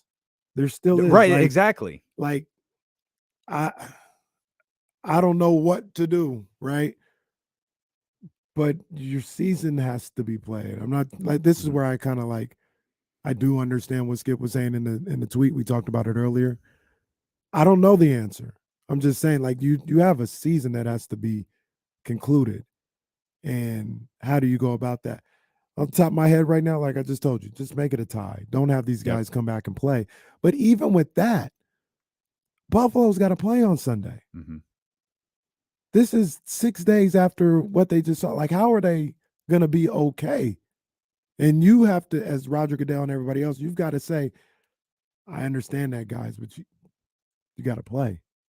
Or not, like, or forfeit. But we the way our schedule is, we don't. I was thinking about this last night. I guess they have a week to play with because of the week before the Super Bowl. So if they, wanted to push everything back 1 week, you would just eliminate that week between the championship games and the Super Bowl. But even then, that's probably money too. This is a league that once played a game on a Wednesday. Sounds right. During the pandemic, they pushed. I don't remember if it was the Ravens. They pushed a game. The Steelers or something the Steelers. I kept thinking about the Steelers. They pushed a game back like till literally the day before the next week started. I don't know. I don't know what the answer is, because I think there are things to be determined. If the worst thing happens, you can't play football this weekend. No. And I don't. And I think you're going to have a hard time with Buffalo. Yeah. Even if it's not the worst thing, even if it's the best thing, I think you're going to have a hard time with Buffalo. You might have a hard time with Cincinnati. You might have a hard time with every team in the league at this moment, because no matter how tough you are, no matter how long you've been in the league, you're dumbfounded right now, because that didn't happen on Red Zone. That didn't happen at 10 a.m. on Sunday. That was Monday Night Football, arguably the biggest game of the year. Everybody saw it, and you are stuck and feeling hopeless because of what you watched. There's a lot to be considered over the next few days about whether games are played on Sunday or not. If you're a football player, the thing that comes to my mind is there's no way you can prepare for that. What happened to him? There's no way you can protect against it or prepare for it. There's nothing you can do. And that's the terrifying part. Yeah. Nobody did anything wrong in that situation. No. So 916-909-1320. Let's get to our brother Ramsey. Ramsey, what's happening? Not too much. Happy New Year. And getting into that money aspect, here's the sad and kind of ugly issue with the NFL. NFL wants to keep continuing because they know that's the number one sport that's spent money on in Las Vegas and other places where it's gambled on. Yeah, no, you're right. And that's the one thing that we hadn't talked about is the gambling aspect of it. No. I think, you just kind of, give people their money back for this game as if it didn't happen or anything like that. But that's a real issue.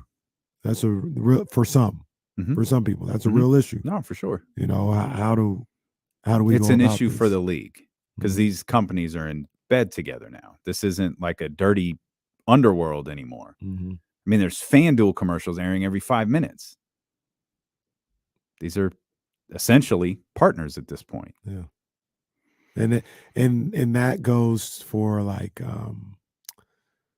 just the the bare basics of the gambling. You got the game, but then you got hundreds of $1 million on season totals.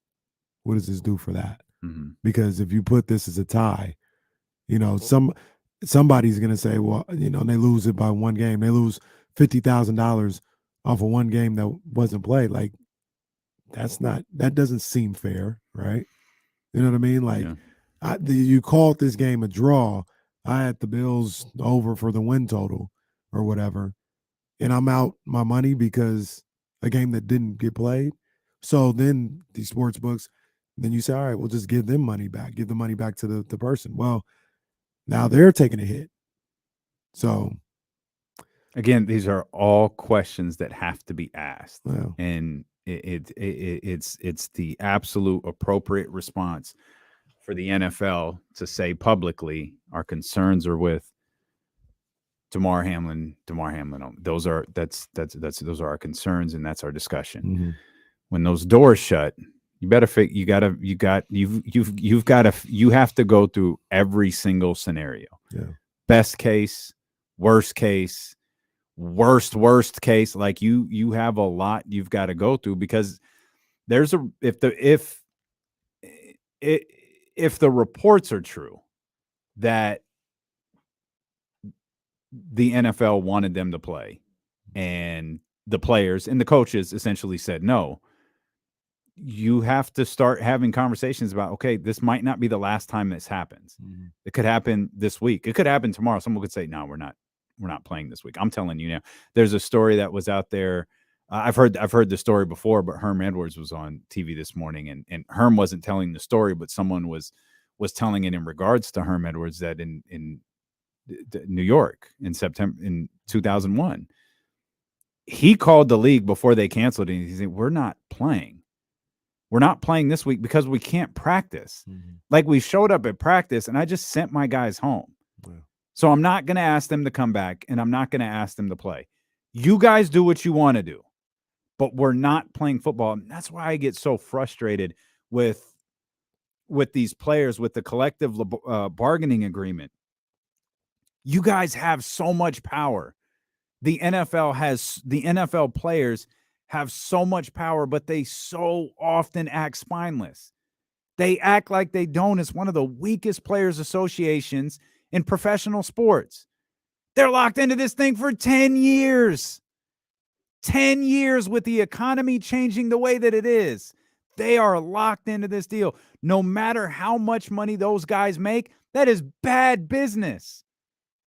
The NFL could be charging $3 million per spot this year and $50 million in year 7. Mm-hmm. Now the revenue gets split.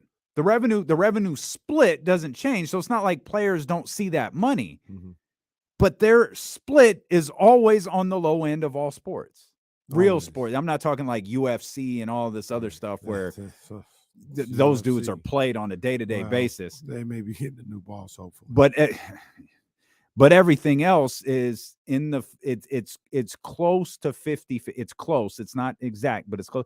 Except the NFL. The other NFL is always the furthest one away. Always. It's like, why don't you guys understand this?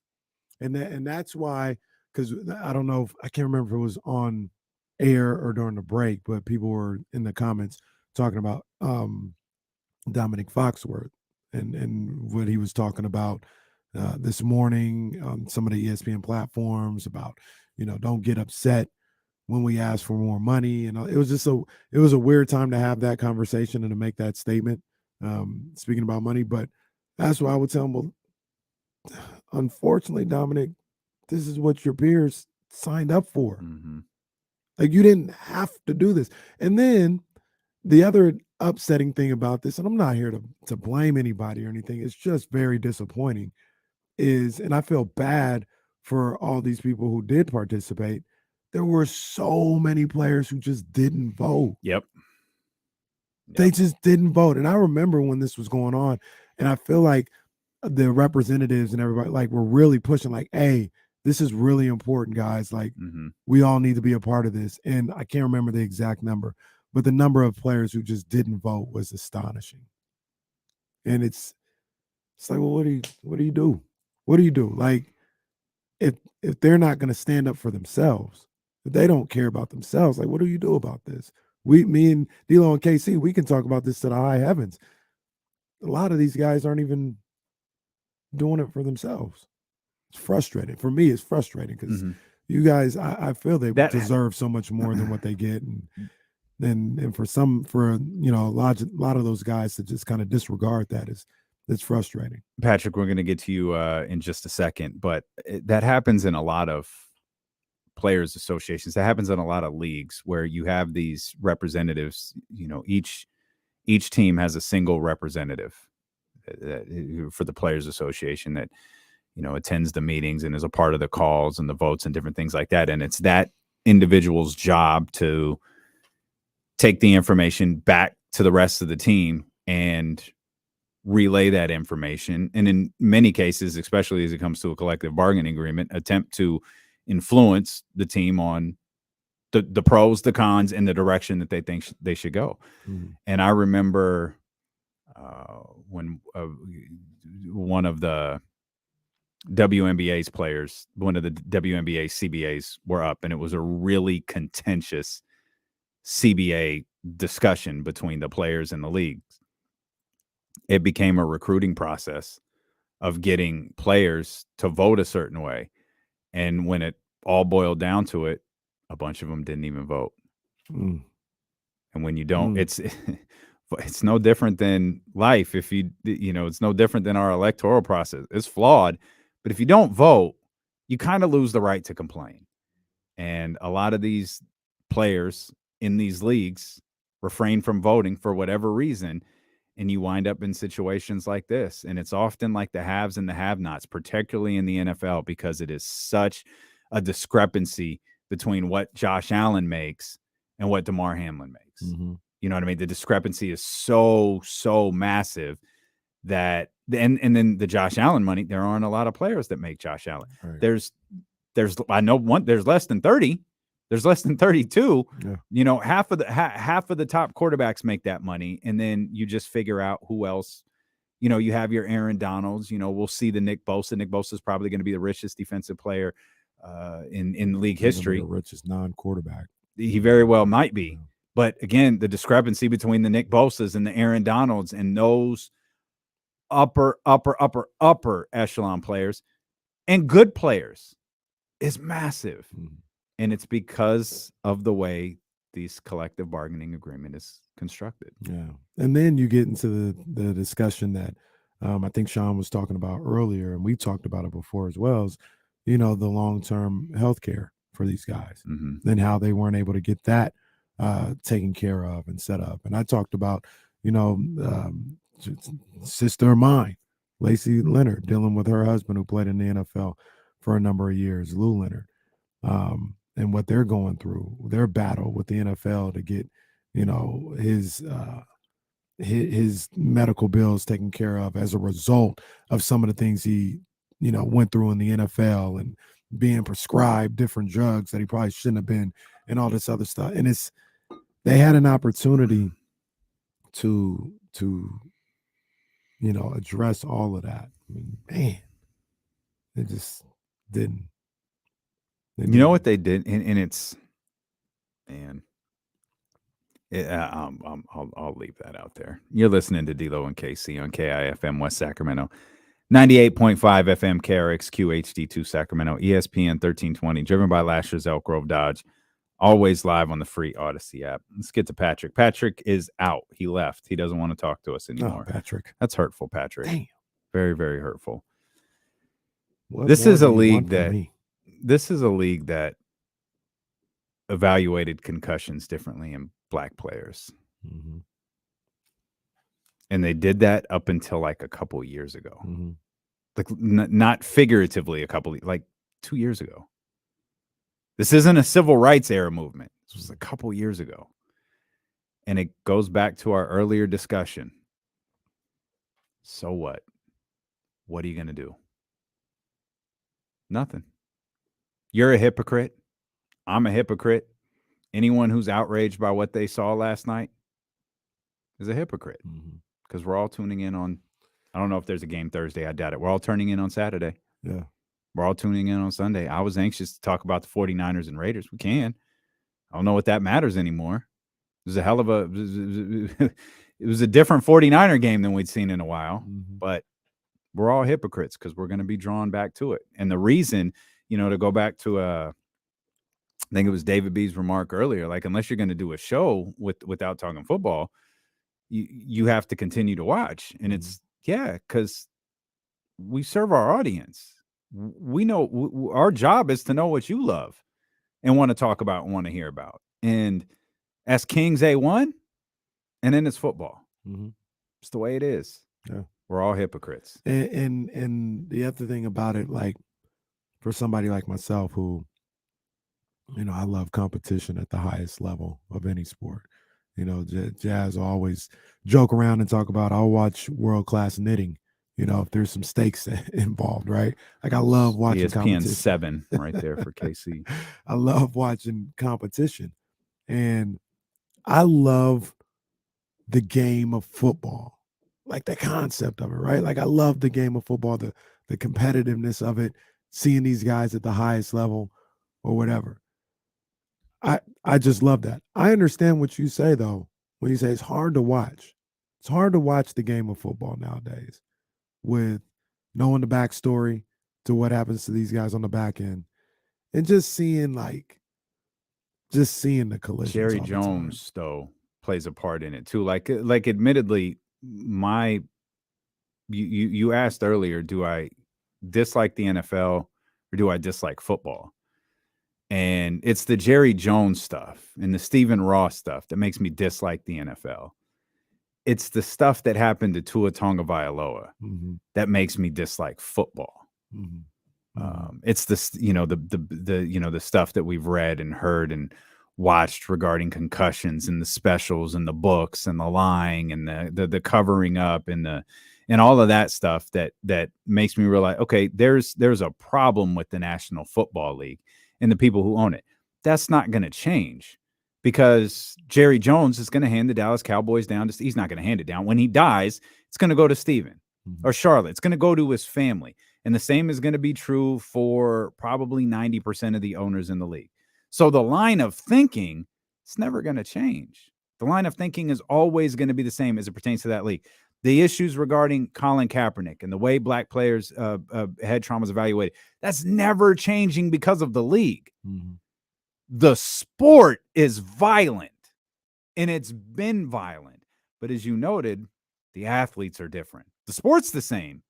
The athletes are different. And that's the part there's only so much you can adjust. There's only so much you can change. There's so many pads you could put on or helmets you could put out there and say, this is going to make the game safer. It's not going to make the game safer. It's a violent sport. And that's never going to change. And adding games to it, wild card games to it, playoff games to it, regular season games to it, it's not going to help. It's only going to make it worse. The issues that you have with the game of football due to stuff like Tua, right? That happens at McClatchy High School.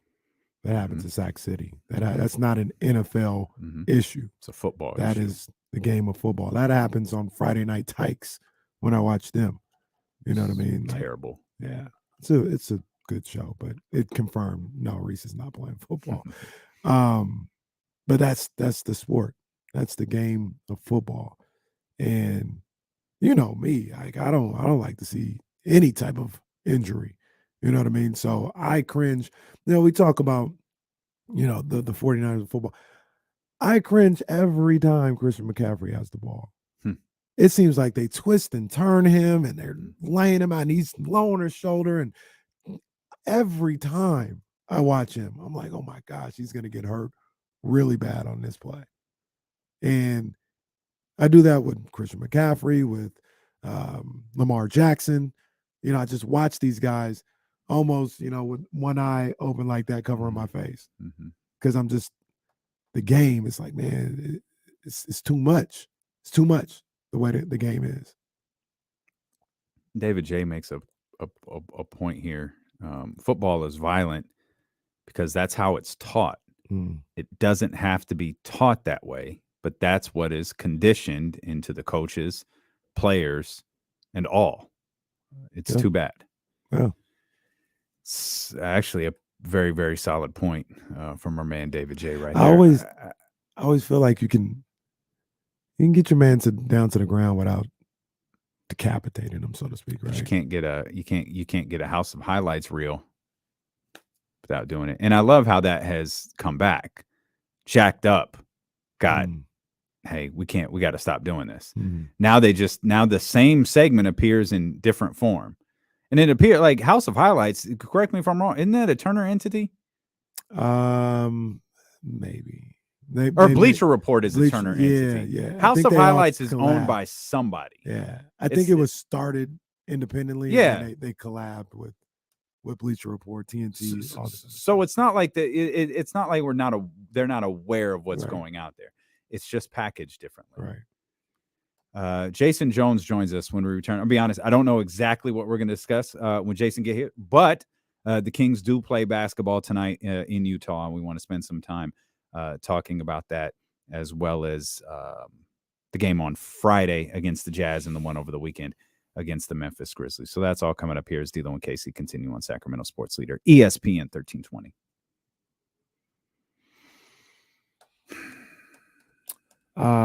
Yeah, unfortunately, talking about football. Did you see Deion Sanders show at all? I didn't. No, I know it's there and I want to watch it, but no, I I saw didn't the first see it. episode. It's cool. It's on Amazon Prime, right? Which Yeah. is the worst app to view something in Is it worse history. than Peacock? Yeah. Pause. I just gotta say it's the name of the thing. I No, gotta say it. it's also You got like a premium Peacock. it's premium, all right. It's premium. I saw the first episode. I always say this. I understand completely why Coach Deion Sanders did what he had to do as far as moving up and going to college. I get it. Mhm. I watch that and it makes me sad that he left. I wish he, Understandable. as a fan and an advocate for Black colleges and everything, and there's probably a number of reasons, why he had to go. But I was like, damn, I wish he would have stayed and brought all those guys in there. Your boy makes an appearance. Oh, I will say this. It's no spoiler, nothing like that. But it had me, once again, talking about football. I'm a hypocrite. I will tell you that again. It had me do a little bit of a 180 about what I think the XFL could do. Who's my boy? The Rock was there. Oh, yeah. In the documentary or in the show? Yeah. Okay. They held the XFL tryouts. Oh, Jackson State. Yeah. Okay. And The Rock is there. And is that his ex-wife? The Danny? Yeah.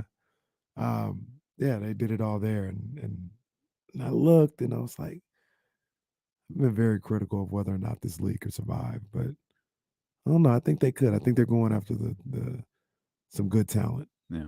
I think they might be able to make it. I think the mere lack of involvement from Vince McMahon in the WWE helps.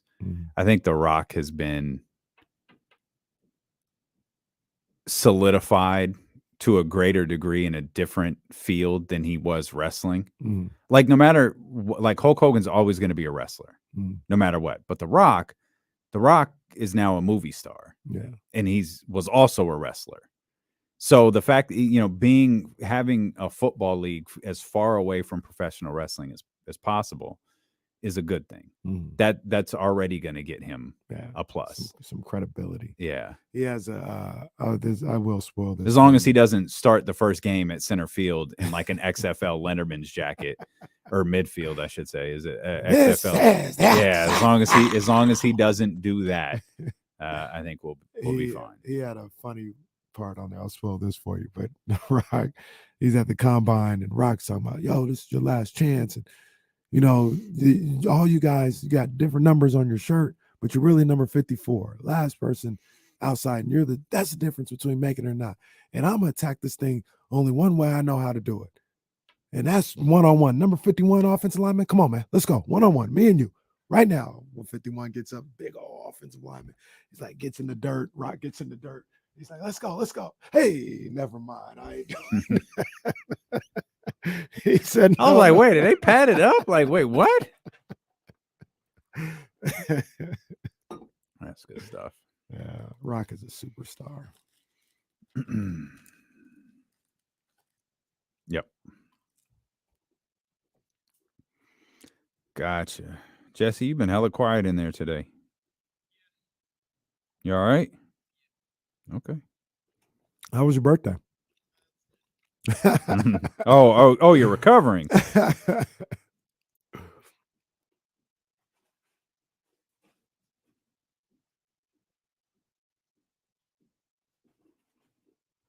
I never see Stacy. I randomly saw her the other day. They're sitting in one of those tables.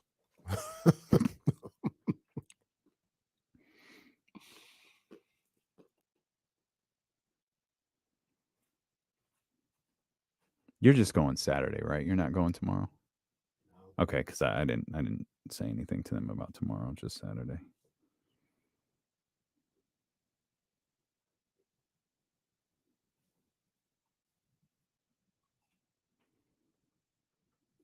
Oh no, John Bull. What did the Maloofs do? Is this old? Is this an old thing? You know about this, Damon? No dose. Sounds like. Oh, that sounds familiar. Sounds like a.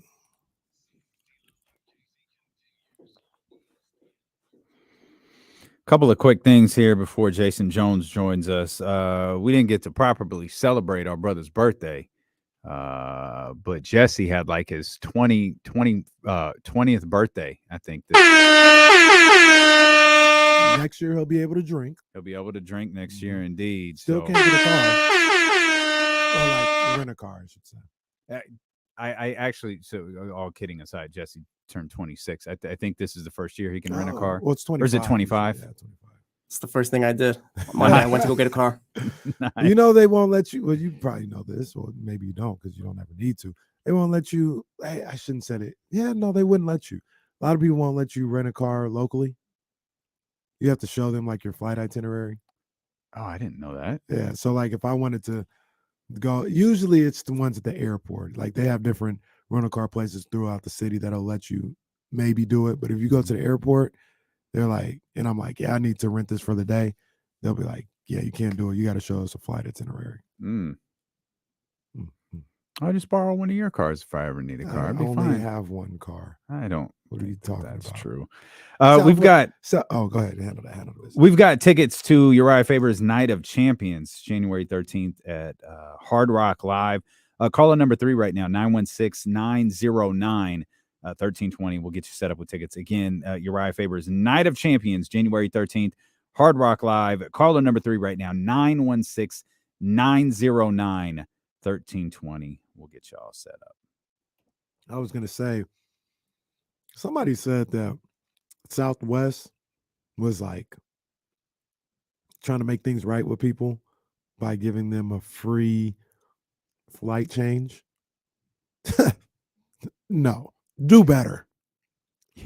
Yeah, that ain't gonna make nothing right with me. Yeah, I need to go to Jamaica for $20. Right. Now you're talking my language. Now you and I are on the road to recovery. If you flight change, shoot, I'll take a flight. Please. I'll take a flight to LA for $10, and then we'll just keep it moving. Yeah, I need them Spirit prices. Oh, we could take that flight to Utah, the Sacramento Kings. It's a tough back-to-back. Unless, of course, you're one on TV. Unless, of course, you're Washington. That don't matter for Washington. Sacramento Kings take on the Utah Jazz for the second time in the last 3 games tonight. Of course, the Friday one was just the first game was just an absolute thriller. What was it 127 to 126? That was the score of the Denver game. And then the next one was 126, 125. I think so. That's what we talk about. That's what they got to get. They got to be in the 1 teens. Can you survive an entire season doing that? Yeah, you can. because you're not working hard on defense. All you're doing is shooting. There's 38-35 in the fourth quarter. Well, that's true. I don't think Mike Brown would prefer that. He wouldn't prefer it, but he better learn how to coach it, because that's what this team is. De'Aaron Fox is in there like Ric Flair. Look, buddy, there's two things you could do about it: nothing and like it.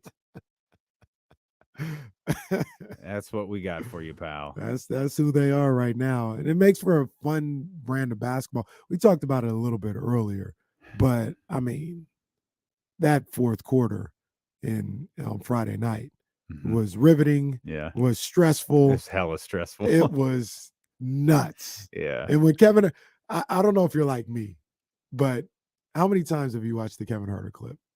Oh, like since then? Yeah. Oh, a dozen.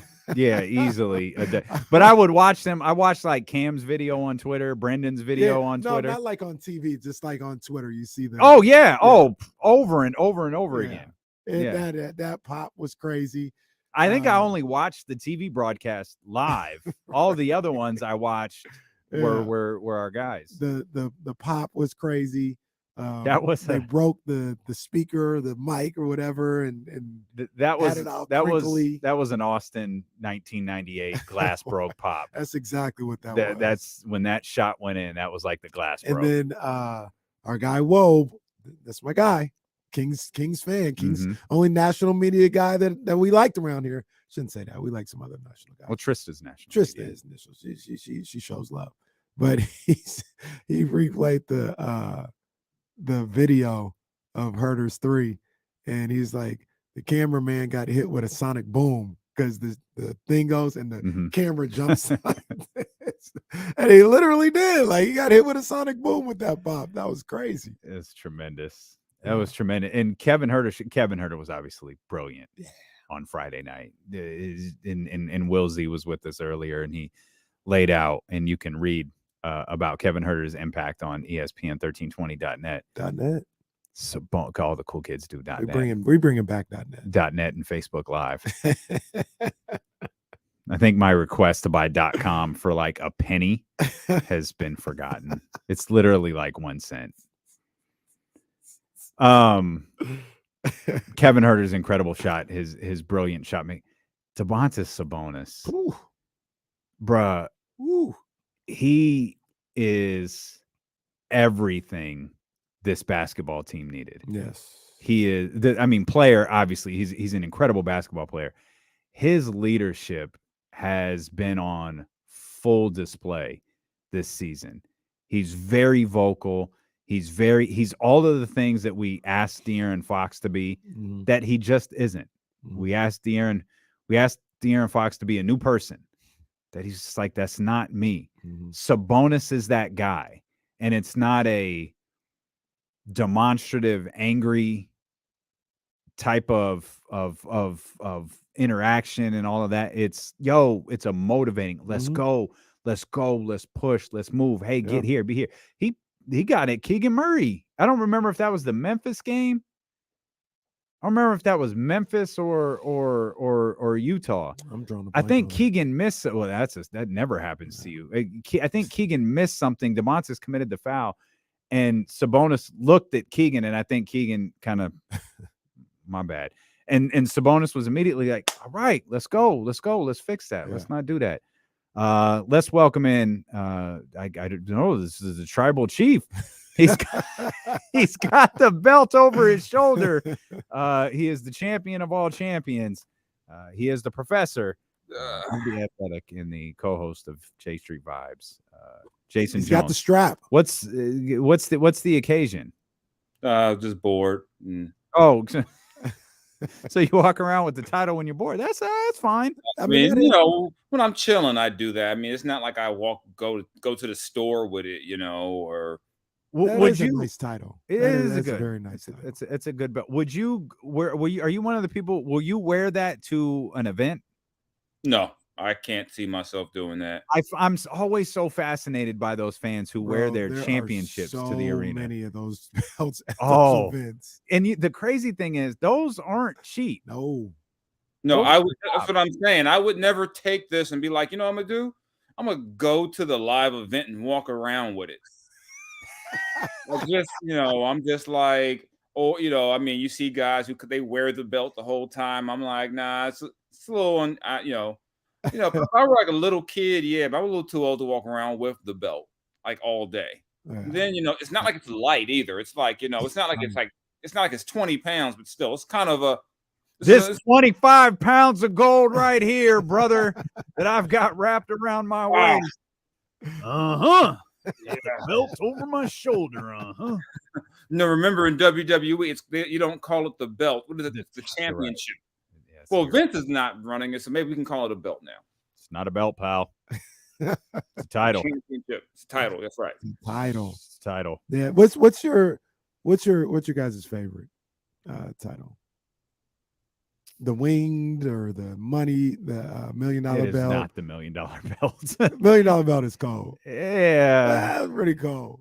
This new one, the one Jason I like has the is one pretty Jay dope. had. It's probably the winged eagle though, just because like that was Hogan and Savages and Shawn Michaels, and I think that's probably why I'd pick that one. It's the classic one, Actually, I think my favorite one might be the Edge's rated R with the spinning R in the middle. Yeah, y'all act like the spinner belt was trash. John Cena's spinner belt was dope, and it was perfect for the time. Yeah, I mean, everything has to fit for an era, and for that era, especially for his character at the time, it was perfect. And then, like I said, tough to explain now. Right, a lot of stuff to explain. My kids would be so confused at why people's car wheels are spinning, or like they're just like, I don't understand, Dad, why. Yo, the James in the chat, he brings it. The 90s Intercontinental Championship. That was pretty tough. The Shawn Michaels Razor Ramon that was nice. Yeah, yellow one, pretty tough. Yeah, Warrior had also the yellow one. We had the white one, the like violet colored one. Yeah, there's some good ones. I'm still stuck on Jason asking his kids, why is this happening? How did we not ask ourselves in the early 2000s? Like, why does that rim need to keep spinning when the car stops? Because it was dope. Is it spinning? Like Chris Rock bit, it's spinning. I mean, then they had the Dada shoes with the spinners on them. I mean, we really lost our minds with spinning things. We really lost our minds. People were buying chains with spinners on the chains. And spinners. Just walk around. Yeah, it's just like, I mean, it's like, why am I doing? Yeah. How many of those came through Ricky's? Oh. Them back of the source. We used to call them back of the source chain. Hey, come on, man. Give me the address. Ricky's 705 J Street, downtown Sacramento. It's Club Ricky's, world famous Club Ricky's. I don't know why that cracks you. The back of the source chains. Those things. Ricky's was good for them back of the source brothers, man. It was good for them back of the source dudes. Remind me when I went to a club in Dallas and my homie was like, "You gonna see some stuff you ain't seen in a minute." Walked into a Nothing But a G Thing video. Rayon shirts, creased jeans, shags, and ducktails. Dallas is different. Yeah, he was like, "I know you're from California. It's gonna be a little different." I was like, "Man, I saw this with Dr. Dre and Snoop and DOC. Like, someone's gonna get sprayed with a 40 at some point, right?"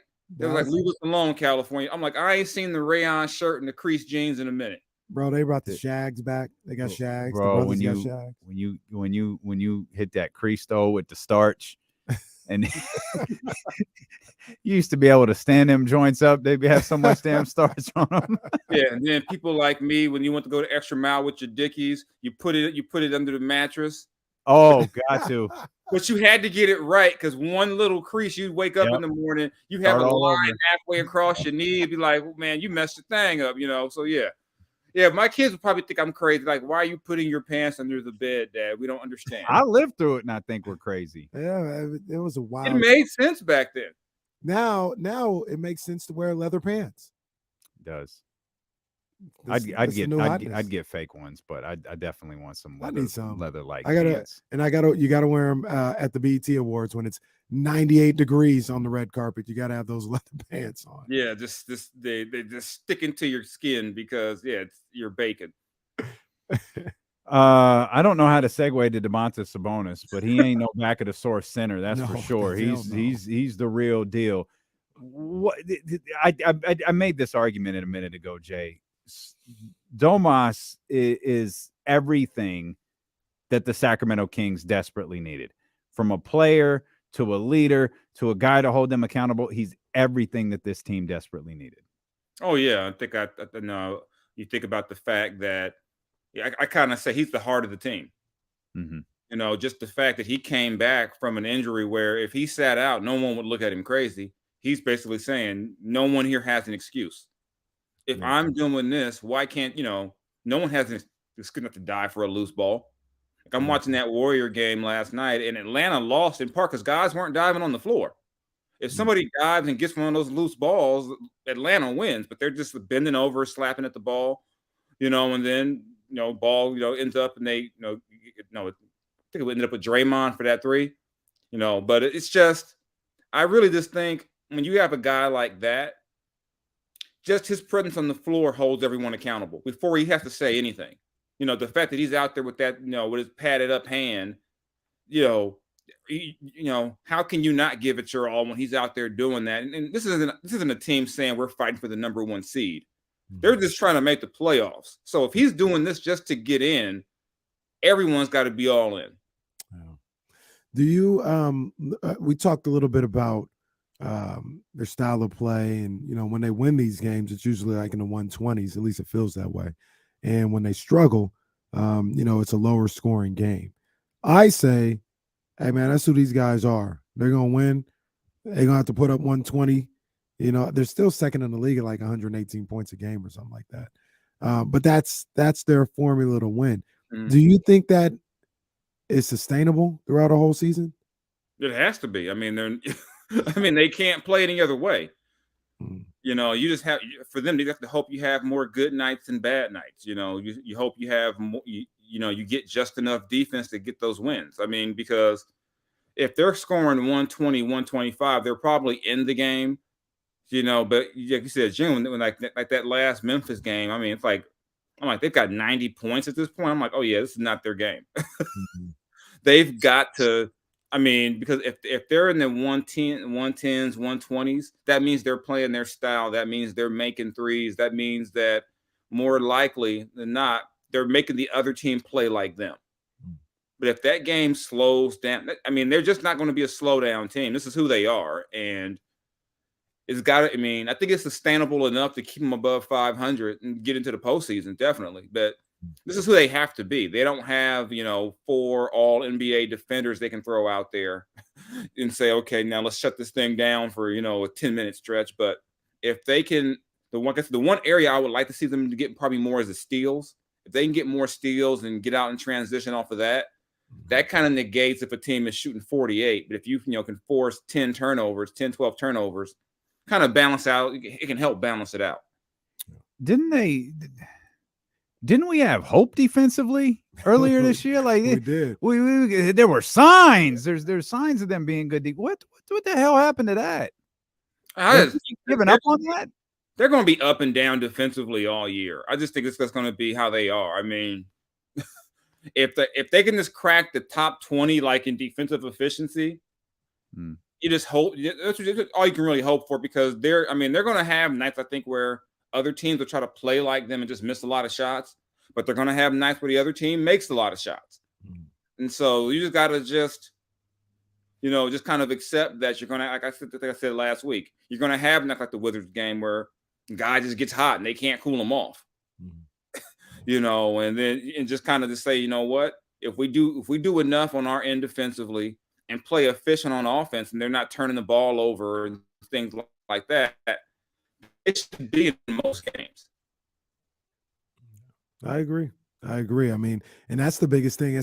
I see sometimes when the number of turnovers, the carelessness with the basketball, that's just a little frustrating. Some of that starts with the point guard, De'Aaron Fox. He's not, I wouldn't call him like a problem with his turnovers, but I know the other night in Memphis, he had 5 turnovers. But I think Malik Monk had 4 turnovers. It feels like that also is what affects their defense, because if they're turning the ball over, and I know Katie talks about this a lot, and it's in the field of play, now that turns into a fast break, easy opportunities, and they're not good enough defensively to weather a 3-on-2 or 4-on-2 or something like that. No team really is. So it seems like they're kind of related, right? Like they can take care of the basketball, that gives them a better chance on the defensive end. I'm not. Yeah. Oh, yeah, definitely. Because now if you turn the ball over, say 17, 18 times in a game, that team that might have shot 49% is now shooting 57, 55%. So then you see the transition point spike, and then like you said, then you put them in a position that when they do get in the half court, if they're struggling, now it's really a problem. So you can't. Part of their defense has to be efficiency on offense. Keep the floor balanced, get guys back. All those little things, kind of those detailed things, the thing that everyone says, Mike Brown is great about emphasizing, because they have to do those things. They just can't come through and just take wild shots. A 3 with 22 on the clock, long rebound lead, because that's just as bad as a turnover to me. A quick bad shot that leads to a break, it might as well be a turnover. Yeah. By the way, thank you to everyone who tagged us in Buddy Hield's 3 seconds into the game 3-pointer. we appreciate that, and I'll give it to Shavano. That was impressive. That was very cool. My man caught the ball, turned around, and shot it. Shavano, that's my guy. Shavano Rainier Hield. I always told him, man, you got to go by Shavano. You can't go by Buddy. I like, no, bro. You tried being Shavano as a kid. It wasn't fun. I'm like, that's a cool name. Yeah, that was a cool little record for Shavano. I love that we got tagged in that like 15 times within seconds of it happening. Oh, hey, what is going on here? I couldn't even be. I was like, this is impressive. Yeah. I didn't think, what, Damian and that wasn't my thought. I was like, okay, that's kind of cool. It's like, to me, it's one of those cool. I call it a media guide record. Like, it's a cool record, but so what? I mean, it's like, all right, yeah, you made it. Yeah, okay. Quickest I don't know three in NBA history. Wow. And it is fitting that he would have that, though. It is fitting that it would be him. I wonder but if I haven't seen a 3 he doesn't like. Somebody hit one in 2 seconds. How fantastic would that be if like ball gets tipped to De'Aaron and he just pulls the trigger? 2.5 seconds. Now you got to time them down to the milliseconds to see which one was quicker. Man, talk about crazy records. It'd be like, then it could be like the guy with the quickest 3 under the age of 30. Because they get so ridiculous with some of these records. It's like, the fastest guy the guy with the most receptions before the age of 27, whose birthday was not during the season. It's like, yeah, okay. You know who's gonna break it is Wembanyama. He's just gonna tip it into the off the jump ball. He's just gonna control taps. Are you allowed to palm the ball in the air and shoot it if you're a center? Because that's the there's the guy who's going to score 100. Hell yeah. Hell yeah. I've never seen a guy that tall who moves like Kevin Durant. Kevin Durant's pretty tall, but I'm like, he's 7'3", 7'4"? Can shoot the rock and handle the rock. Man, we're going to start treating Victor Wembanyama's 100-point games like Russell Westbrook's triple doubles. Like, yeah, Westbrook had another triple double last night. So what? 19th 100-point game of the season. His 8th of the month. He didn't even get player of a week because he's done it so many times. We're just used to it. He's averaging 89 points this month. Got to give it to somebody else, man. But he shot 45 times, though. Anybody could do it if they shoot 45 times. His team's only 500. Huh. What? You gotta find some reason to nitpick at a guy. I mean, you gotta find something. I mean, I tell all my younger friends all the time. I remember how they talked about Michael Jordan back in the day. I remember when it was, you'll never be Magic and Bird because you can't win. I remember the way what's his name? William Gates' brother was talking about Michael Jordan at the beginning of Hoop Dreams. He's like, yeah, he may score 45. It may take him 43 shots to do it. I've seen him do it before. You don't get that luxury. I mean, some of the late 80s Jordan slander, people don't even believe even happened. I mean, imagine if he had that 63-point Boston game nowadays. Oh man, it'd be like, but you lost. But you lost. People forget. I mean, like youngsters don't realize he lost that game. Mm-hmm. They're like, well, he had 63 at the Garden, and they lost. But people are like, so yeah, if that was 2023, oh God, they'd be like, he's a ball hog, he's terrible. Well, in wrestling, like there's the story of like Mick Foley will always tell the story of Triple H in 2000, how he made Cactus Jack by his facial expression. When Triple H saw it was Cactus Jack and not Do Love, he had a reaction that sold it and immediately made Cactus Jack a threat. You know what put Jordan over? Bird's reaction that night of what he say was that God, God playing for the squad. Yeah, like that's what made that game legendary. Was Larry Bird's response to it. What you know about that? Oh, in their time. The stuff you retain in your memory is that was insane. Come Fly With Me. Remember when it was the newspaper headline of Jordan and it winks? Okay. You don't know. You know about that, man. You know about that. Come Fly With Me. Man, I don't know. Somewhere around here, I've got that rare Arab Jordan book. Oh yeah. Oh yeah. With the white cover. Yeah. That was a Christmas gift back in the day. I still got that. I ripped that book by accident. Like I looked through it so much, like the pages started falling out. I think my mom kept one that was unopened though. Oh, there you Thank go. God for her. Ripping the page out, putting it on the wall for a poster. Right. This in from Adrian Wojnarowski. New Orleans Pelicans star Zion Williamson is expected to miss multiple weeks. Oh no. With a hamstring strain, sources tell ESPN. Williamson underwent an MRI today. Again, Zion Williamson expected to miss multiple weeks with a hamstring strain. If he could ever play like 70 games in the season, he's special, man. He is special to watch. By the way, I feel like this fits in with what you just said about Jordan. I mentioned it earlier, and we got back to the Damar Hamlin stuff and didn't dive into it. What LeBron James did over this weekend was insane. LeBron James is 38 years old, and he dropped 2 40-plus games. And he's catching lobs. Like he's catching lobs at the squares. Like, he is unlike any professional athlete I think we've ever seen. We've never seen anything like this. So, of course, the Lakers are like, you know what? Let's hold on to that 2029 draft pick because there's someone in, 5th grade we're going to have to grab one of these days. You think that's the wrong call? Should they trade these 2 picks to okay. Do you think it's the wrong call to hold on to those 2 picks for the Lakers? I think it is. I think because this isn't the Lakers that I grew up on. These aren't Jerry Buss's Lakers. Those Lakers would be all. You got a guy playing like this, and you're getting AD back. You got to try to do something with that.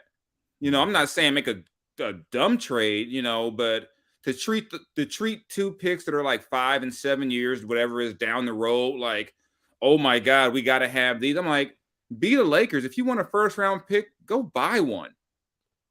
I mean. Well, look, be the Lakers. You got 3 Hall of Famers on your team right now that you didn't draft. Like, what's the point? Like, I just don't understand all of a sudden where they're like, well, we've got to hold on to. And the thing about them too is that one thing they've done is find young talent. I mean, Caruso wasn't drafted. What's the kid that got now? Reeves wasn't drafted. I mean, Taylor Horton Tucker's helping, Utah. They found players. I'm like, I don't understand them acting like they're, I guess maybe they're billionaire. I don't know what it is. It's just to have LeBron play the way he's playing, and he's got to do all that to beat the Charlotte Hornets. Mm-hmm. I mean, you've actually got, you got plays where Patrick Beverly is helping him facilitate. It's like, come on, y'all, do something. Yeah. Do something, Rob, Jeannie, do something. Even it'd be different if you were saying, well, they tried to make this move and they didn't. This whole we're going to stand pat and see what happens. We know what's going to happen. You're going to struggle to get into the play-in game. We know what's going to happen. So do something. So I don't think it's the right move. I think you can't have a guy playing at and before AD got hurt, he was at MVP level. Just in terms of the numbers he was putting up. You can't have two guys like that and you're still below 500. That tells you the rest of your roster ain't very good. Yeah. And then, so they're not built like the Clippers, who basically built a team that says we have the Kawhi, Paul George Clippers, and then we have the Clippers when we don't have those guys. They didn't build a team to where they can still be competitive without those guys. So you got to figure something out. Like I'm watching the Warriors and going, how do they not try to get Dante DiVincenzo? Like, how do you let not that Lonnie Walker is a bad person or anything, but how do you not use that accepting the try? Maybe they tried and Dante was like, "Nah, I'm cool," but it's a very weird situation there. I mean, this whole we're married. You just gave up like how many picks to get AD? 1,000. Why do you care about picks so much? You gave up a pick to bring in to Westbrook. I mean, the other thing about LeBron James, though, arguably being the greatest ball player to ever play the game, he doesn't let that get to his head. He reminds you that I'm just like you guys, because no matter how much I accomplish in life, my woman still chastised me for playing video games. I felt so seen when I was like, oh God, it ain't just me. All right. Okay. Are you playing Madden again? So bad. I gotta win. I gotta get a game. My girl would probably tell me, "Oh, that's the only way the Raiders can win a game." I'm like, "Well, that's uncalled for." That's what I said, and I just said, and I remind her that her Cowboys. It's December, January. We know what happens with the Cowboys. It's that time of year. The time of year where Shanahan blows a second half lead. That's uncalled for. By not running the ball when he has a lead. I can't wait for it. Second half lead on Sunday. Oh, that's okay. The Raiders do it. Like I said, when they got up by 10, I'm like, it's over. They're going to lose. Once they got up by 10, I said, it's over. Game over. Just a quick question. More on Zion. He'll be reevaluated in 3 weeks. This is a Shams Woj duel right now. So we all think the LeBron video was a shoot? I mean, come on. That video was a work. Come on. That video was a work.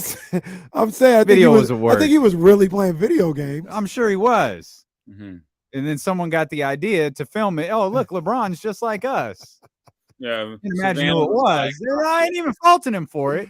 It's content creation, but still. Yeah, because we all know that if LeBron wants, if Savannah wants to party on New Year's Eve, Savannah is going to party, and he has no choice. Like a lot of married men in that situation, he's going to put the sticks down and get dressed and go out.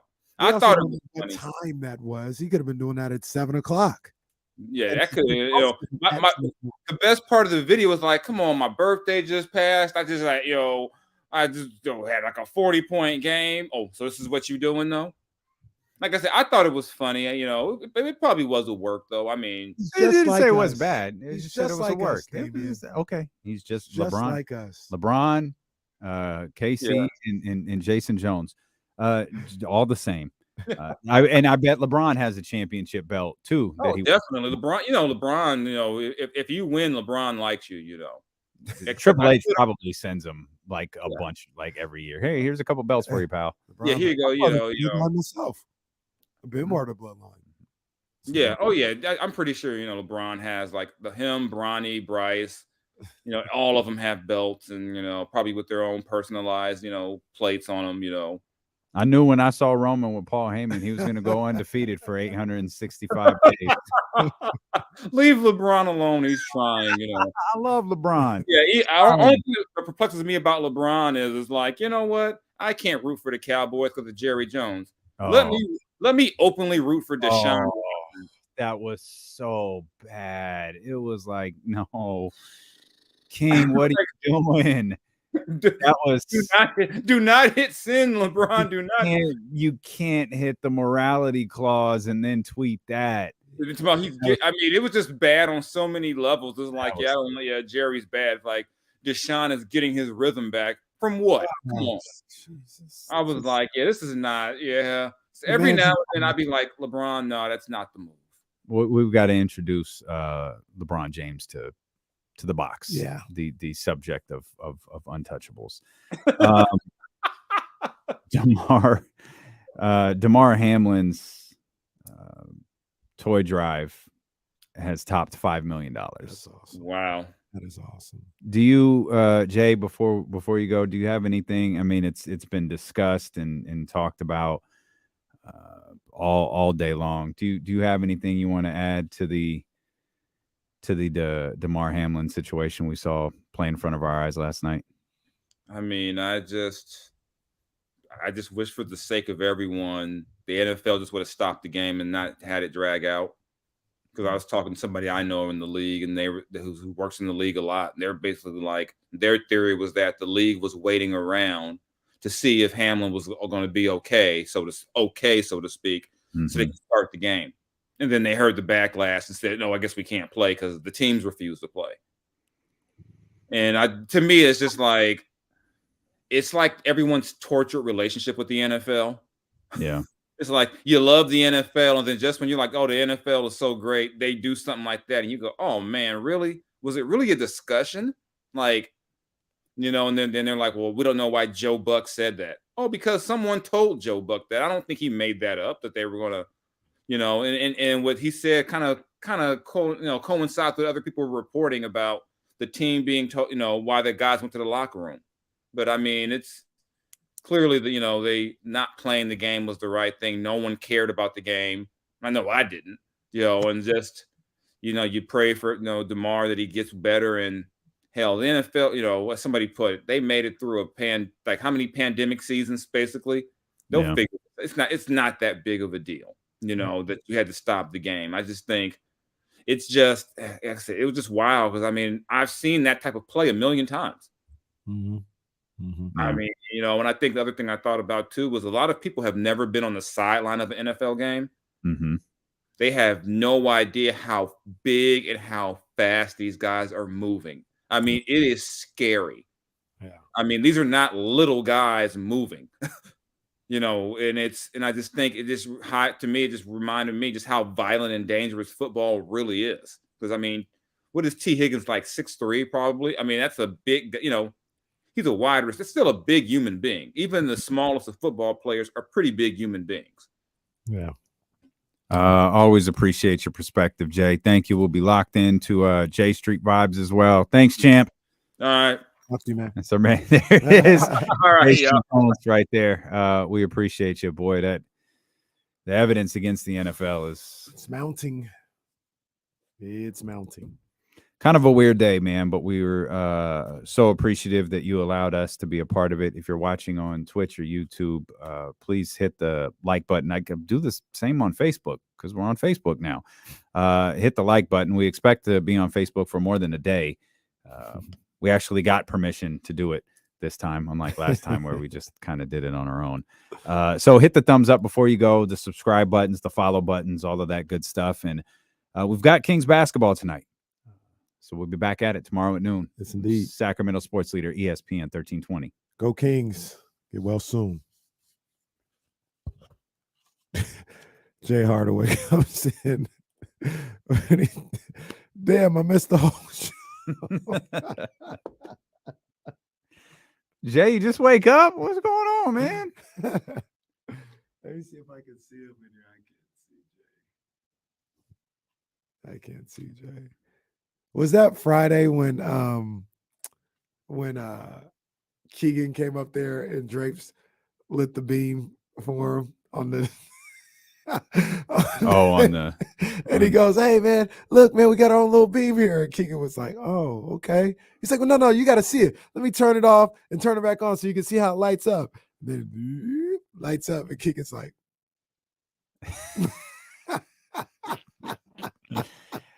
oh man.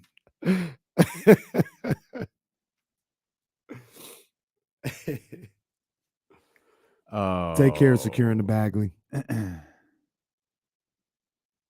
Yeah, take care, Marvin. Oh. That sucked. I hate reading that about him. Wow. Roddy, what up, man?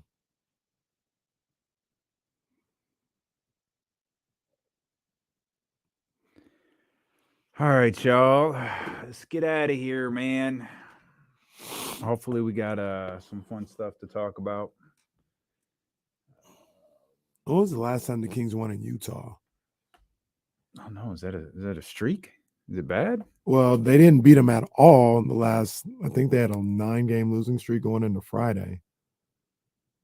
And I don't know. I can't remember the last time they won a game in Utah. Or no, I take that back. They won De'Aaron's second year. Because remember, it's one of De'Aaron's all-time games. Remember when he went coast to coast and like 3 dribbles and dunked? Like off an inbounds play? They won that game. And I think that was 2019, whatever it was. So they probably played about 5 games there since then. Wilsey is looking at it. They probably won one of their last, my guess is one of their last 15 times in Utah they've won. Yikes. That is not a kind place to know. Last Kings win in Utah was in 2018, November 2018. What was it before that? Do you know? Yeah, I'm looking at it right now. Hold on. No, he doesn't. He wasn't old enough. He doesn't know what that means. He thought I was really asking him, do you know? I got you. Jesse's 22. I'm young. It is what it is, but it was 2016 before that. Thanks. Oh, not that bad. No, 18 and 16. Well, I mean, they go there 2 18's a times while a ago. year. Yeah, 18's a while ago. Yeah, struggle. Let's get one tonight, though. Yeah, let's do that. All right, man. Y'all have a good day. Let's go Kings. And we see you guys tomorrow.